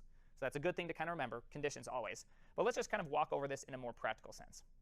So if we start here, what we need to do is we need to go from our low to our high and find the middle point. Yeah. All right, so that's pretty easy. Let's just write some pseudocode. All right, midpoint simply is going to be low plus high minus low divided by 2, and the floor of that operation. Right? That makes sense. We're getting The midpoint is equal to the low plus the difference between the high minus the low divided by 2.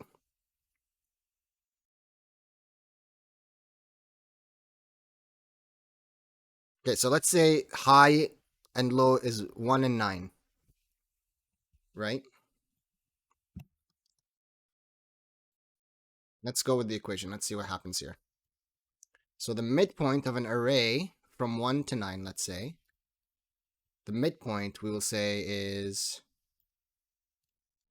m is equal to 1 plus 9 minus 1 divided by 2, and then the floor of that.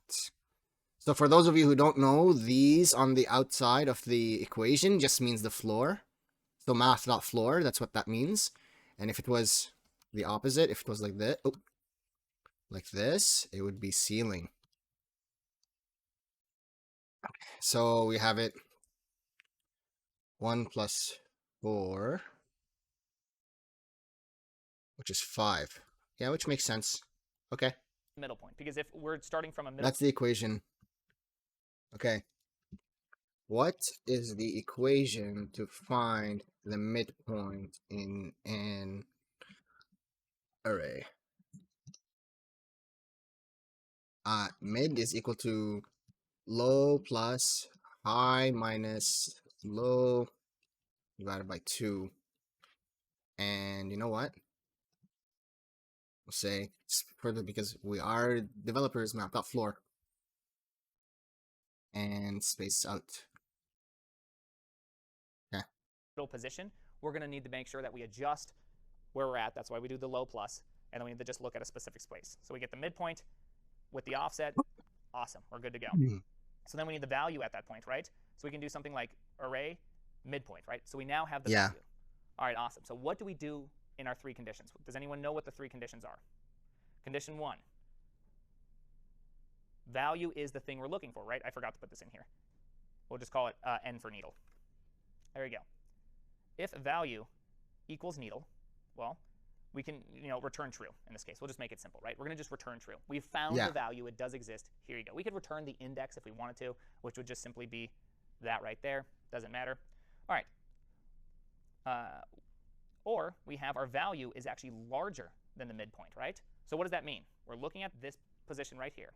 What that means is our value is larger than this position, which means that it's larger than everything on this side, which means we simply need to only look on this side, right? That makes sense. So we will simply have to do something. We need to do something to be able to do that. And the easiest way to do it is just adjust our low, right? Our low should equal the midpoint plus 1. We don't need to consider the midpoint because we already know it's not the right value. So we just adjust our low end and put it right in front of where the midpoint is. Else, we can say high. We now need the else condition is that our value is actually lower than the current value, which means that we need to go onto the lower side. Right. So our high needs to equal our midpoint. Now remember, I usually, whenever I do things, I, for the most part, will do something that looks like low is always inclusive, high is always exclusive. You know, always have these things in your head, or else this +1 right here is going to just eat your lunch. You're always going to be off by 1.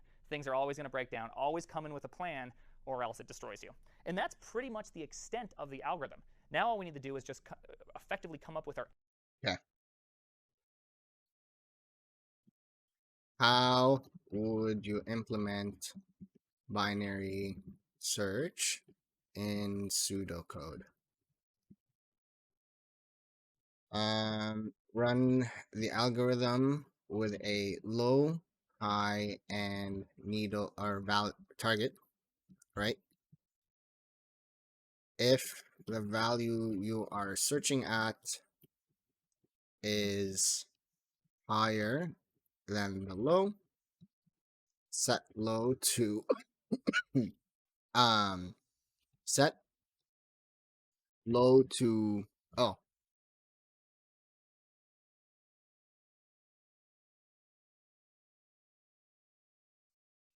mid, set low to mid +1, find mid,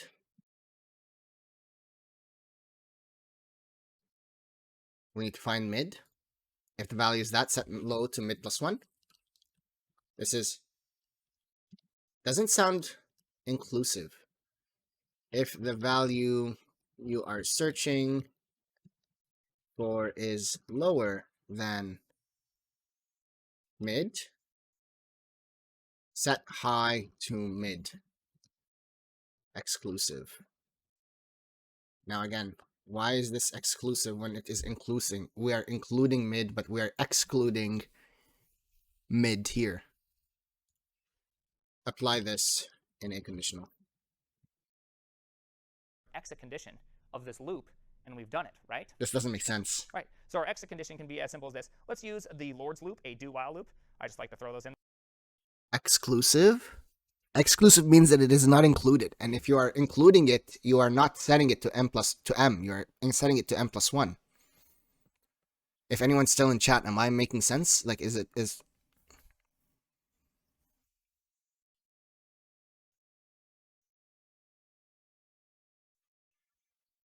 m+1 high is equal to m? I'm not sure.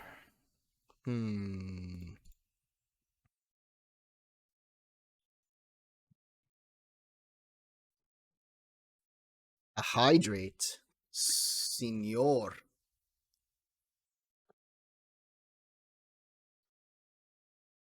Thank you. In there because they're okay. funny. Anyways, so there we go. Do while low. Whoopsies. Low. No. How do I open up that menu again? Include 1. What does that mean? It means the low condition of this loop, and we've done it, right? Right. So our exit condition can be as simple as this. Let's use the Lord's loop, a do while loop. I just like to throw those in there because they're funny. Anyways, so there we go. Do while low. Whoopsies. Low is. And we need to break the condition.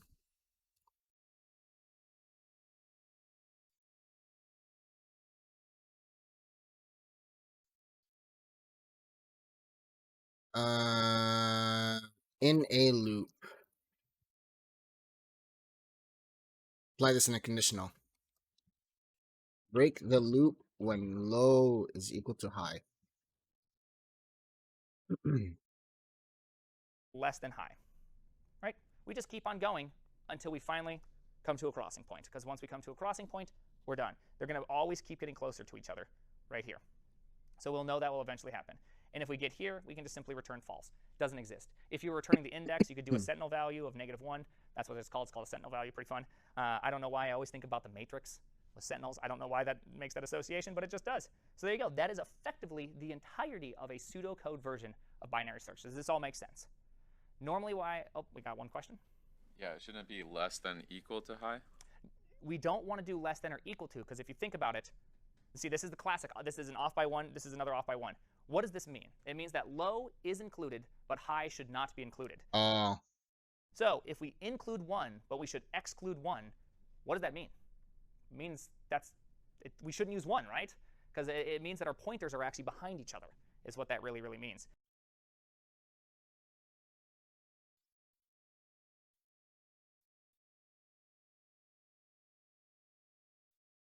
When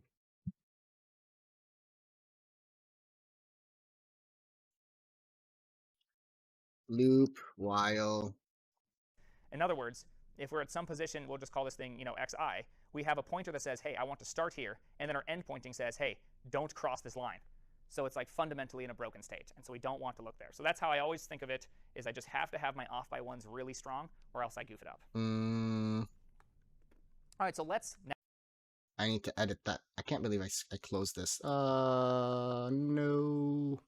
Let's go browse. And I needed to change one thing in here. This is inclusive. This is exclusive. I see what he's saying now. Exclusive. Now that we've done that, yeah. Let's. Or actually, is there any questions? This is all under the assumption that the array is sorted, correct? It's all under the assumption that the array is sorted. You can never do this on a non-assorted array. The reason, again, is when you come back up to this part, when you come to these 2 conditions, it has to be able to make the assumption that if I am larger than the current element, then the rest of that side of the array, the left-hand side, is all lower than me. I know that for a fact. Everything over here could be larger or lower than me. I don't know that yet. But it reduces your search space by half each time because you can make that single value statement. Okay. And so since we did that, let's do, of course, the greatest thing ever. Let's go over to our coding machine, go back to day 1, and look for, what is it, binary search. Oh, yeah, look at that. So now we can implement binary search right here, right now. So notice that we're given a haystack and a needle again. Okay. So as always, let's start off, of course, with the Lord's loop, a do while loop. You can just use a while. You don't have to use this. And let's create a let low binary search equals 0. Whoopsies. And a high. I'll just. I need to close this. And he is in needle and haystack territory here. And okay. Keep them the same naming convention as my pseudocode. A high equals the haystack.length. Awesome. So now again, we need to grab the midpoint. So let's go const m for midpoint. Right. Math.floor. Actually, you know what? Before he does it, let's try and implement it ourselves. So what do we need? We need a low and a high. So let low equals haystack 0.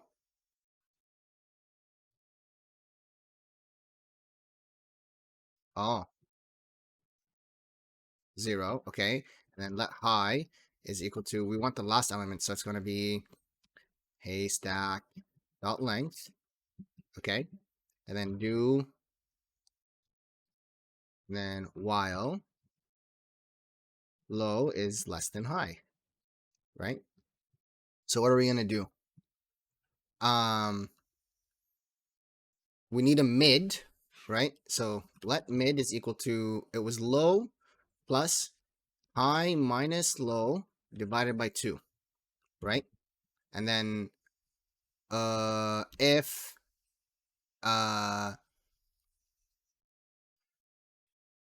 if haystack mid is equal to needle, then what do we do?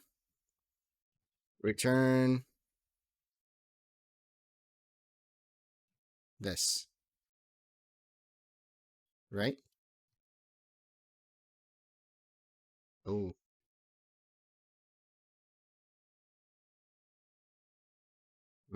W.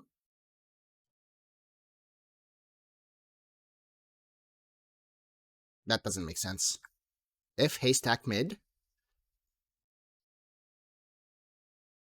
Oh, return boolean. Oh. Boolean. Okay.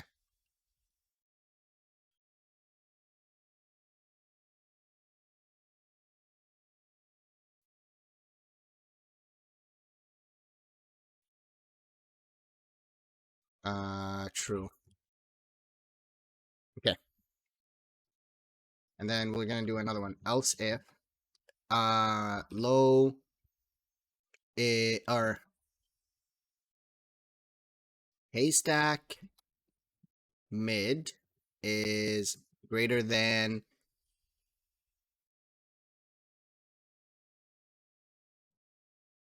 so if the midpoint is greater than high, right? Then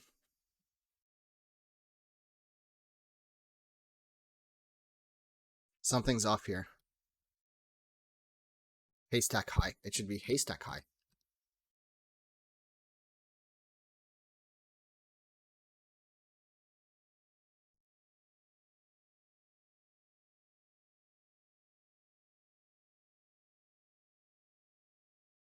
No, I want the value to be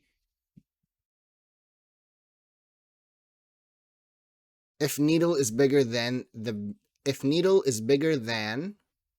middle point. Yeah, so if needle is bigger than the middle point,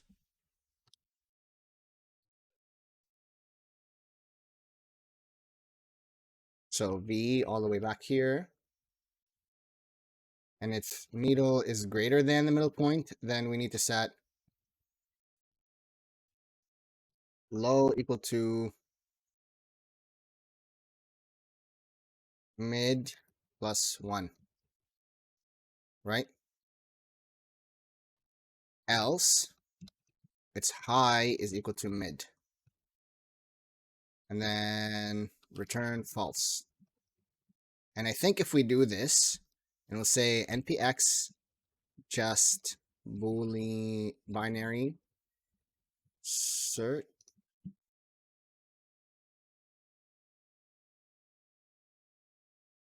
it fails.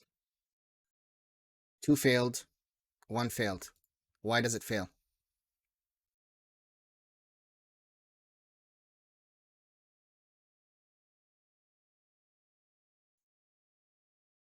Low is equal to mid plus 1, high is equal to mid.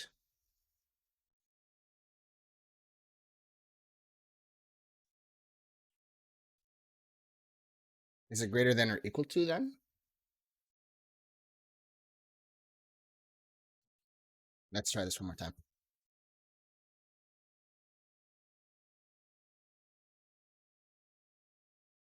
They still both failed. Let's see what And happens. we'll do Oh, low. right. We didn't do math.floor.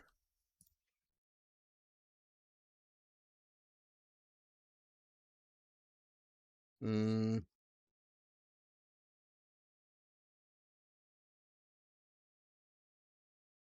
Now let's see.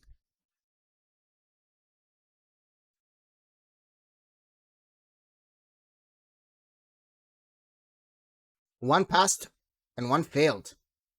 We got closer. And I think it might be because we are here.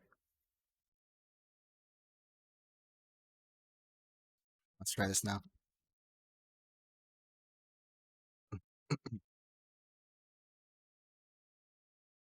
No, still 1 passed, 1 failed. low Well, let's see what he plus says here. high minus low, divide by 2. I put that little note, don't forget to divide by 2, because when I programmed this, it took me like 3 minutes to realize I had a bug because I forgot to divide by 2. Don't forget to divide by 2. It's very, very important. Constant value, of course, is going to be haystack. M, you're going to see this a lot in algorithms that they use single letter variables to denote everything. I'm just kind of following the pseudocode style, so that way it's a fairly easy direct translation from this into here. Normally, program with good names, but in this case, we're just going to keep it like that. All right, so if value is equivalent to the needle, we have found it, right? Yeah, return Let's take true. that down here and then do a return little false. There we go. And we need to come up with a nice condition right here. As of course is while low is less than high. Yeah. So our three conditions, of course, So are far, gonna so be good. when value is equivalent to needle, we found it. Awesome. Let's return true. But if value is greater than needle, that means anything to the right-hand side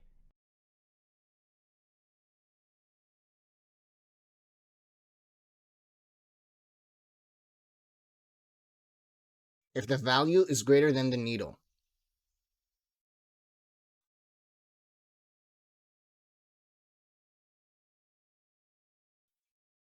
Yeah. is Well, going let's to be just greater see. than me. I'm already greater than at this current point, so the rest of the right-hand side is going to be greater than. So I want to reduce the high side to this point and exclude the midpoint. So high equals midpoint. Because remember, Yeah. high is exclusive, low is inclusive. Awesome. Let's just cut and paste that. So we can reverse the condition, or we can just do an else statement. We'll just do an else statement to make it simple. Now remember, what this means now is that our value is less than our needle, which means that we need to search on the higher side, right? Our needle is greater than our value. That means if we're going to exist in this array, we're somewhere in the greater side region. So low equals midpoint plus 1, because again, drop the midpoint. Sure. You don't want to look at the midpoint again. So far, so It'd be good. silly if you looked at the midpoint again. What's my issue? Just having these conditions all in your brain, long as I've done this all correct, we should be able to see this thing go first try. Okay, let me just make sure that I've actually done this correct. NPX, just binary. Oh, that is not how you spell binary, is it? Come on. Oh, okay, well, we have 2 operations in there. Don't look at the second one, compare binary tree. You're not actually supposed to see that quite yet. Oh, okay, so okay. Let's pretend the man behind the curtain doesn't exist. Oh, it worked. Yeah, So our mine binary tree passed. actually worked. Hey! First try. All right. There you go. Hey, okay, actually, you know what? I need to... This was cloned. What I need to do is... I'm going to start up my own GitHub, actually.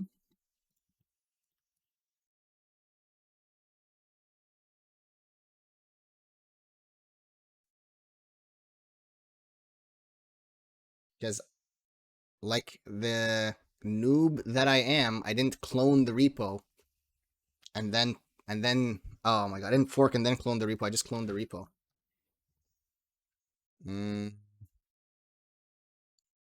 We're gonna have to say git init. And we're gonna have to say set main branch git. Oh, wait, it's gonna tell me how to do that anyways. Your repositories, new repository, and we're gonna call this Kata machine. Oop. Kata machine. Create repository.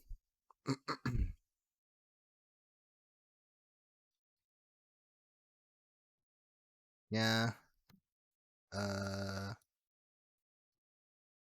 Git add dot. This. Git branch m main. This here. And then this. Permission denied. Got.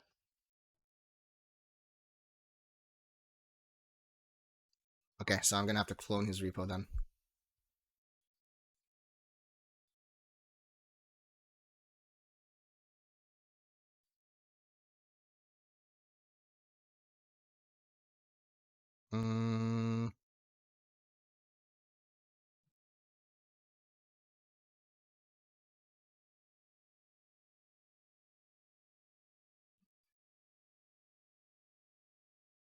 Let's delete this repo.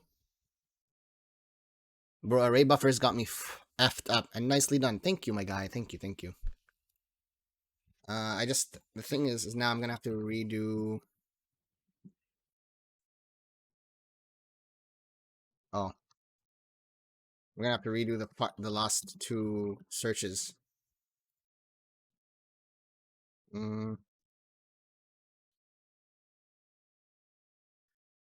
Okay, repo is now deleted.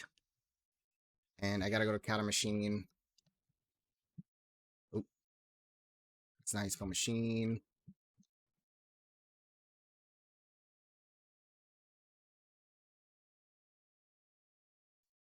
Kata machine.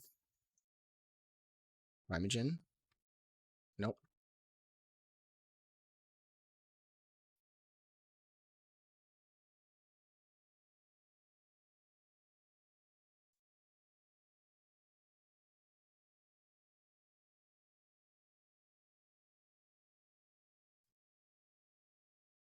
Nice. Fork. Create fork.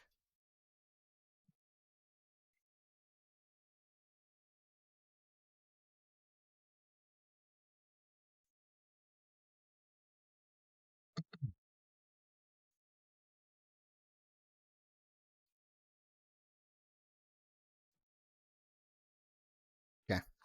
Well, I need to change that quickly.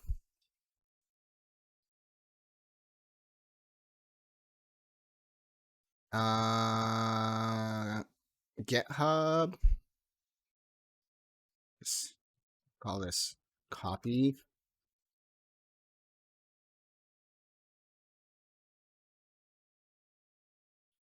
Then cd kata machine, and then npm install.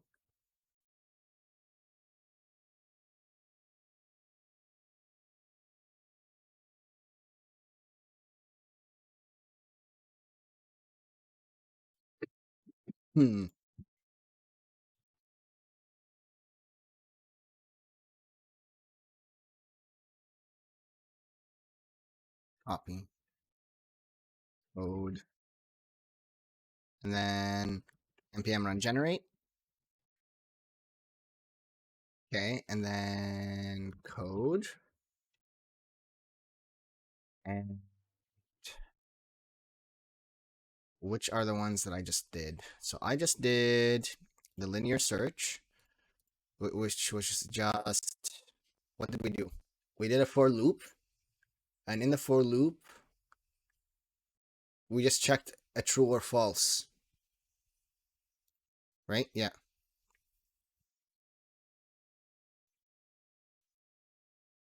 Yank. Paste. Paste. Why is it pasting that? Shift V. Yank. Paste. Okay, no, so it doesn't like that.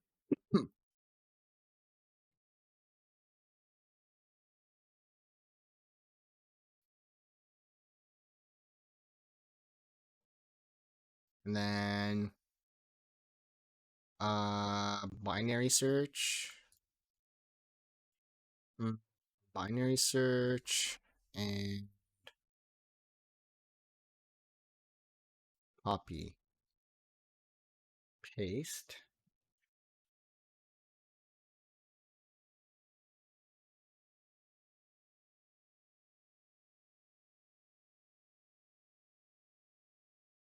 And now I don't need this here. Git ignore git. So I should be able to get status then.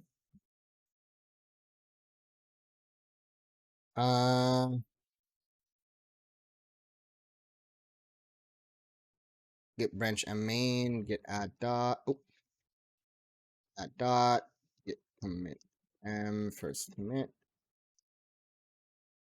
And then I need to push to origin main.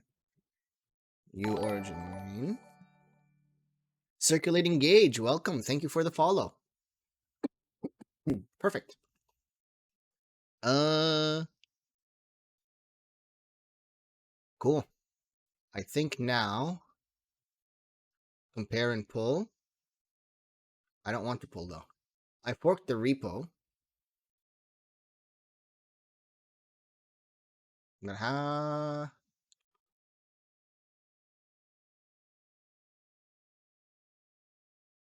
Cool.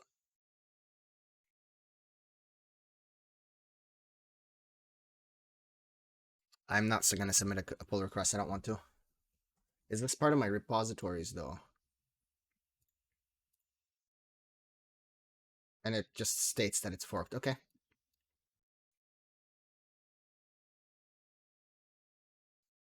All right, let's continue the course then. There you go. So I don't think I put this in my presentation, but one of my first interviews at Google, they made me code binary search in Google Docs. It was terrible, and I had +1, Google -1 issues Docs? all over the place. I didn't come into it with a really clean idea of exactly what needed to happen. This algorithm is actually pretty simple, right? Like that's not a hard amount of code to do. It's, it's really only what, 7 lines of actual code. The rest is all spacing, or it's like nothing, right? Initialization and spacing. So it's actually a pretty simple piece of code. It's just being able to focus on this and do this correctly. Do we have any questions? Just a quick thing. In the repo, I couldn't see the day 1 folder. Do we have it there? I just see the test folder in the repo. Oh, so it is. So what editor are you? So the question was, I can't see the day 1 folder. What's happening? What editor are you using? I'm using Visual Studio Code. Okay, so code may is it hiding git ignored folders? I'm not sure about it. Is that there in the git? It's a git ignored, so that way you can generate a lot of them and you don't have a huge amount of uncommitted changes. So if you're using Visual Code, I don't use code, I didn't know that, but if it hides ignored folders, you're not going to be able to see day one. All right, so let's go on. Okay. Well, let's see. Where are we sitting right now? We have 13 more minutes, and then I think that's going to be a good spot for us to call it, because that was a lot. So I'm going to need to let that simmer. Right now we're going to be, actually, we are going to be applying the binary search, and then after applying the binary search, to the next we will call part. it there. So I'm going to actually give you an interview question that I had at my first job. This involves arrays. It's also a question that I happen to have in computational theory, which I thought was fantastic. Given two crystal balls that will break if dropped from a high enough distance, determine the exact spot in which they'll break in the most optimized way. Often you'll hear this something like you're in a 100-story building and you have two crystal balls and you want to find out which floor do they break. So what's the most efficient way to do it in a 100-story building? This is just the generalized version of the exact same thing right here. So let's do the generalized version, because we're computer scientists. We generalize. We're not going to do the weak version. So let's discuss our options. We right now know of both linear and binary searching. So let's kind of talk about them and their associated time constraints. So if we have you can think of it like if we generalize this problem. Really, when you really think about it, it's an array. The building is an array, right? That at some point it becomes true, and from there on out it's true, right? And we're trying to find where is this midpoint. Or where is this point? It doesn't have to be mid. There's just a point in which no matter how much higher you go, your crystal ball breaks every single time. There's a point before where it doesn't break. Now, despite what Elon Musk says about the Cybertruck, if you drop this crystal ball over and over again, it won't break. I swear, that was a great joke. We just made that one up. I feel very good about that. All right. So what we want to do is find this in the most optimized way, right? And so if we start off at 0 and just linearly walk, yes, we will find it, correct? We will eventually get to true. It will break. But we were given a constraint, and we really didn't even use our constraint, which is we have 2 crystal balls. I apparently can't spell crystal. We have 2 of them, right? So therefore, we should be able to do something more efficient than that, right? Because if we linearly walk and find t, what is the runtime of the algorithm? Oh, man. Imagine in your head what you're going to write. You're going to write a for loop, right? You're going to write a for loop over the space of the array, checking every single time. It's a loop. Trick. Look for loops. There's a loop based on the input. Boom. Linear, right? It's O of n. Very, very simple to see. OK, we're like, whoa. We are so much smarter now. We already know something. This array is ordered, right? If we break it down in the most orderly kind of way, it's this, right? It's a bunch of zeros until it's a bunch of ones. We're so much smarter than this. We can easily do this. So again, we have an array. We jump to the middle. And we're like, hey, x of I, are you true? And it's like, yes. Oh, no. What just happened there? Well, one of our 2 crystal balls just broke. And so therefore, what do we have to do with the remaining 1? We have to linearly walk from our last known good point until we hit a bad point. And if we walk 1/2 of n, what's the running time of that? Remember, rule 2. Yeah, drop the constants. Boom. Oh, dang it, I drew on the line. Bam. Oh, right, there you go. You've just dropped the constant, and it's back to n. So 1 second, I'll be right back.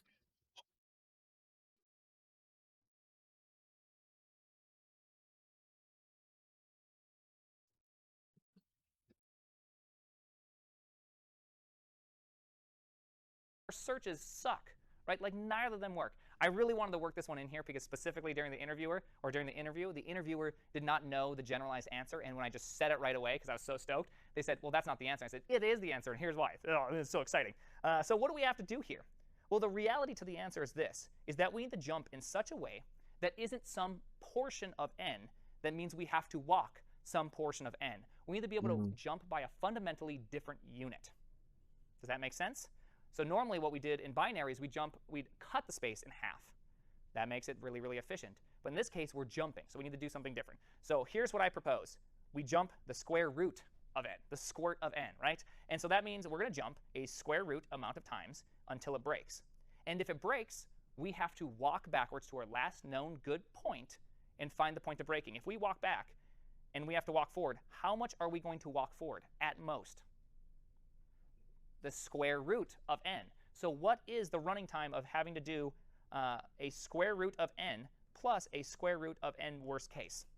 Right? Because we could have to do a square root of n jumps until we're off the board, back it up by square root of n, and walk square root of n. So what is the time of this? Square root of n. The square root of n. Look how fantastic that is. We actually did it. Now, you don't have to write it like this because, of course, you can rewrite that as the 2 square root of n, or of n. And so what do? You drop the 2. So pop, pop, pop, pop. We have just come up with a new running time that you probably will never see again, but this is a fantastic little exercise, which is we now have just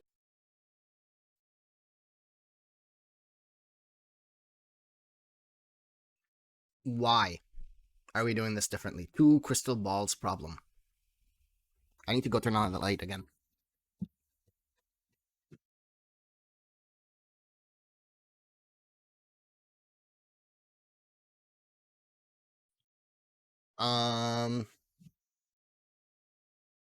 Why is that the case?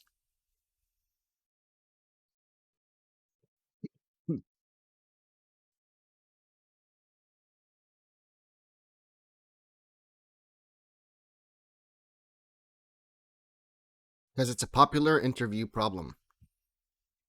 No, I understand, but what is the difference? Are we assuming that the crystal balls have 2 different breaking heights? Why are we not just, why are we not, like, what is, where does this, like, normally what we did, that like neither of them work. I really so I don't understand. Yes. Oh no, what just happened there? Well, one of our 2 crystal balls just broke. Yeah. And so therefore, what do we have to do with the remaining 1? We have to linearly walk from our last known good point until we hit a bad point. And if we walk 1/2 of n, what's the running? Because 1 just broke. Make sure you can code a button in CSS before they give you the monies. Absolutely. Why is the crystal ball problem a square root of n?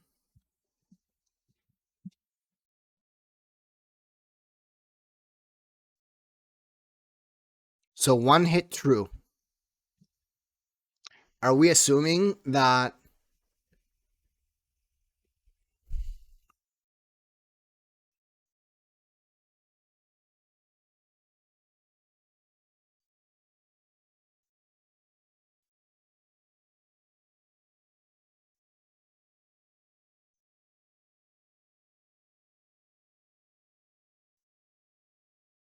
he doesn't explain? He doesn't really. There was Time on that? only to make sure of it Remember, by making rule sure 2. you learn algos. Yeah, drop the algos. constants. Boom. Oh, Algos. dang it, I drew on the line. Bam. You can Oh, code a right, button in there you go. CSS, and You the just only dropped way the to make sure constant, is that and it's making back sure to you can n. do So algos. both of our searches suck, right? Like neither of them work.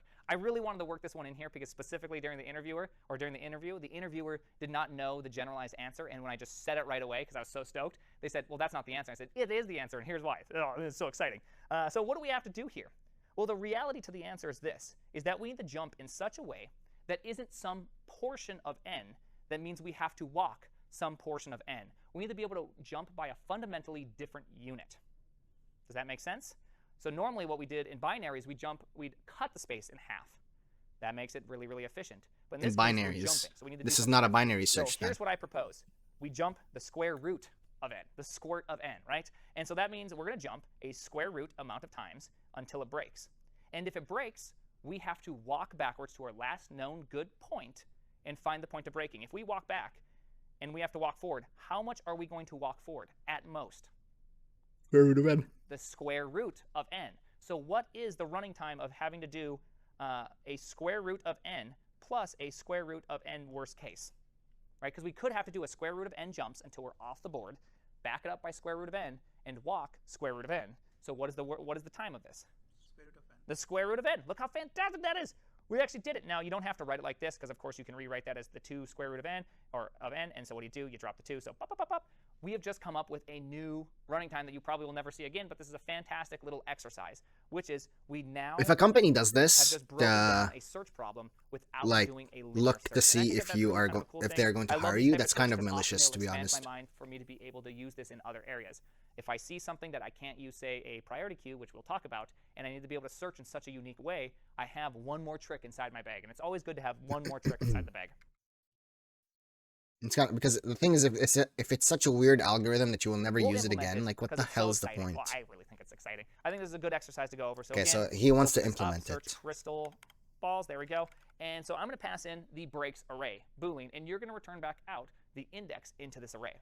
So remember, Right. just like our algorithm, we want to jump by the square root of n. And so how do we do that? Well, it's pretty straightforward. Const jump amount will equal math.square root squirt breaks length, right? But we can't really use just that because what? Yeah, we need what's to the square root of floor. 3? I don't know, right? I'm not that smart, so therefore let's become that smart and let's use the floor unit. Let's assume that the array is big enough to have a square root. There we go. Right. It's going to be effectively 1 for 3. There we go. So we now have our jump amount, the amount we want to jump. So what's the first step? We use our first crystal ball to see where does it break. So I'll go like this. Let I equals jump amount. Oh, we have a question? Yeah, why suddenly square root and not having like before? Okay, yes. So I did the worst case right here. So here's why having doesn't work. If you jump to your middle element and your ball breaks, what does that mean? Well, that means you only have 1 left. Therefore, you need to start from a last known good position, which is 0 in this case, and walk to half of n. Half of n, walking half of n, is still linear time. We want to improve linear time. And so that's why it is better to jump by a different amount. So jumping by the square root of n means that we will at most walk square root of n. Or in other words, the worst possible case is square root of n amount of jumps until we're off the array, go back square root of n, and walk square root of n. Does that make sense? I see. This only needs to happen if you hit the midpoint and your crystal ball breaks.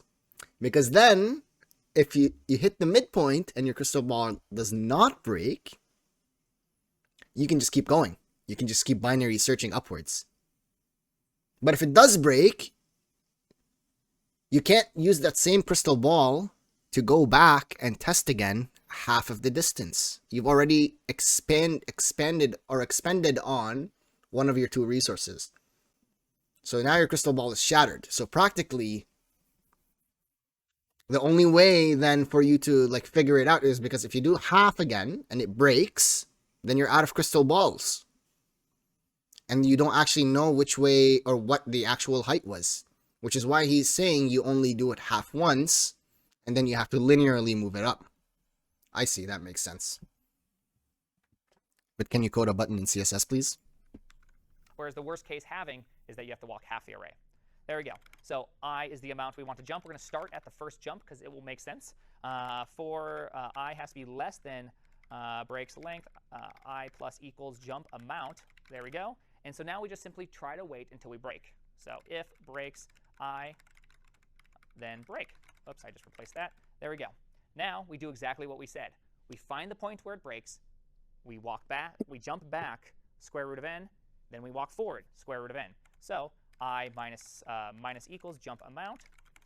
There we go. And now we've just jumped back square root of n. Now we just simply need to walk forward square root of n. So for let j equals 0, j has to be less than jump amount. And we'll go like this. I has to be less than breaks length, just in case we walk off our board. We don't want to walk off our board. And then we can just go plus plus j.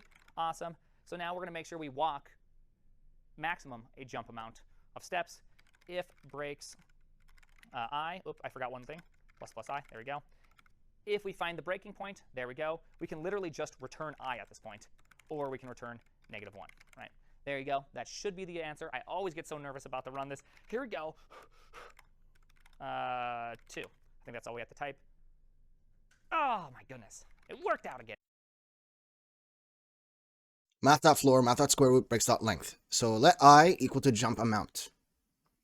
Okay, so the index is like the middle point at this point, or like the square root point at this point. And then you go from the jump amount all the way up to the end. Plus I. So if breaks I, break. If breaks I, break. So if it exists in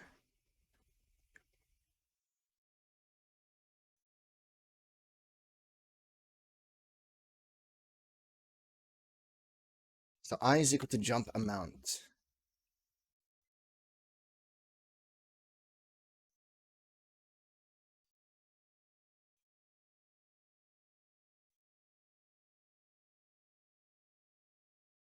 I minus equal jump amount. So that puts it back to 0.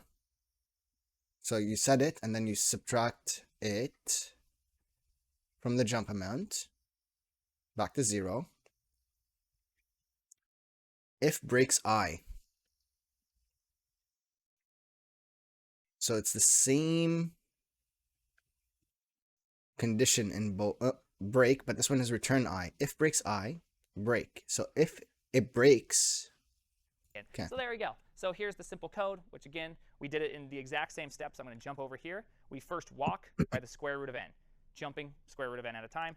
Exact same thing you see right here. I see. We set our initial jump point or our initial point to the square root of n. We then check for breaks and jump square root of n.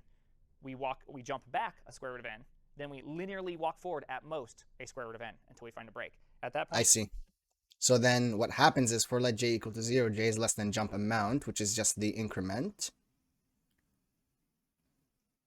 And I is less than breaks dot length.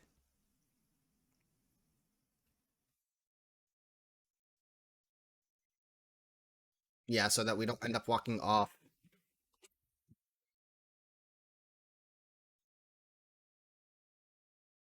J is less than jump amount. So you jump, yeah.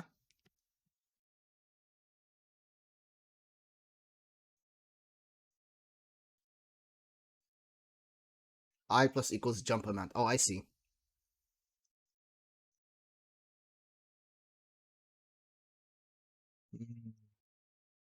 Okay. we either return We might have to I at this moment, redo this without which is taking the a look at index it. in which it breaks, or we return -1. Let's see. So let jump distance is equal to math.floor, which is math.square root of, and he said n. So what's n? It's breaks dot length, right? For, he didn't start because jump dist. He said jump dist is less than breaks dot length. Oh, he said let I equal to jump dist, right? I is less than jump dist, and then it was I is to plus equals jump dist. So we are going to increment our walk by jump distance, right? And then it is if breaks I is true, break, right? And then he said we need to go back one step. So we need to go back one jump distance, and then we need to do our increment. So our second increment, because now we need to do the linear walk from our like the smaller part of our square root of n. So I said for let j equals to 0, j is less than jump dist, and I is less than breaks dot length plus j plus I. If, and now if it exists, if it breaks at any point in here, turn true.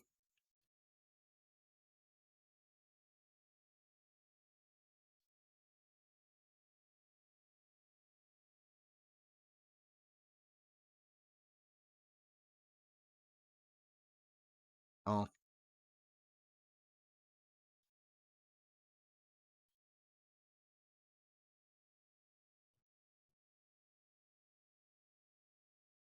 Oh, it wants a number.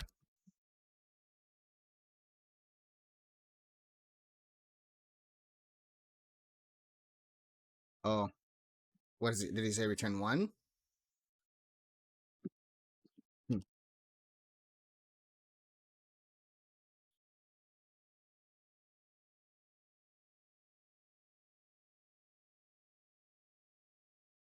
Okay. He said this. Let's see.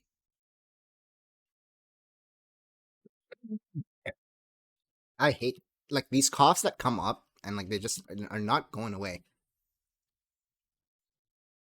What a horrible time. Let's run just here. So say npx just 2.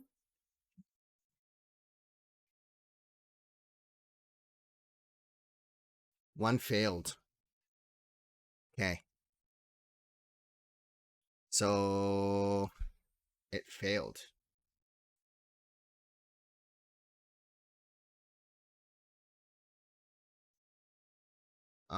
Let's do this again. cd GitHub. cd, I think it was kata, right? cd kata machine. npx run. npx just 2.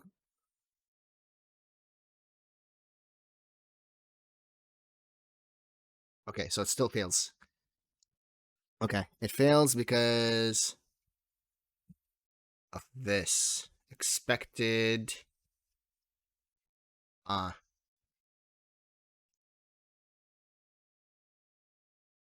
it's a comma.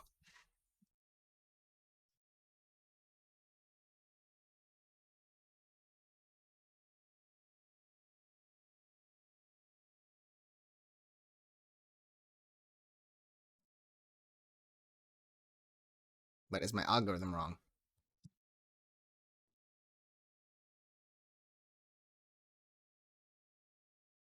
My algorithm is wrong.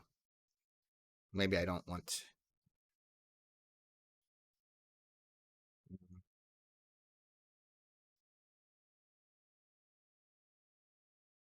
Maybe I don't want that.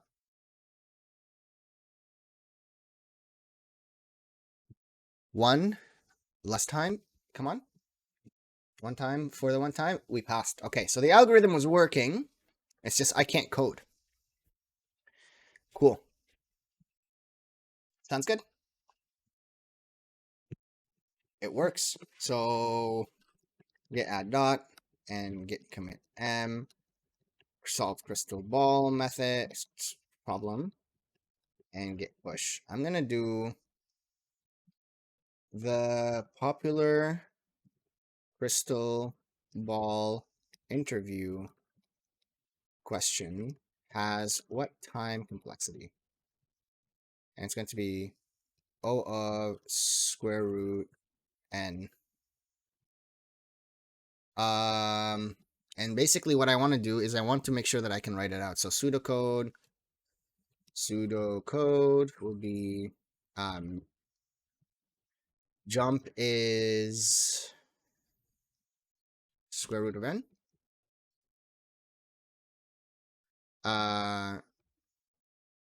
First loop will check to see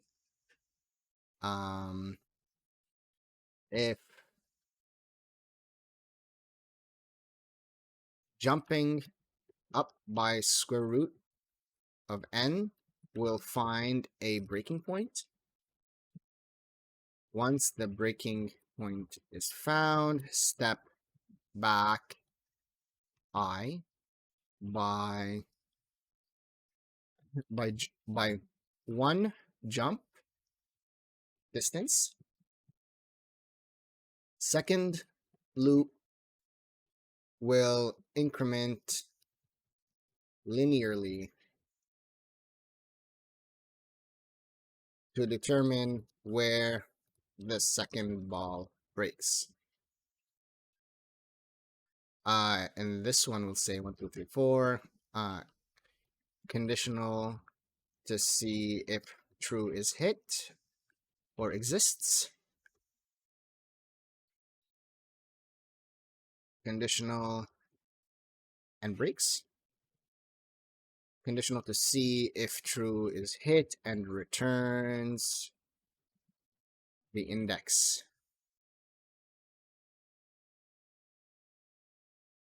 Ensure that j is less than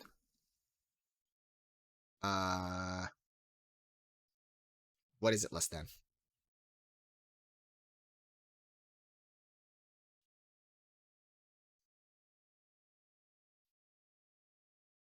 J is less than jump distance. we'll just say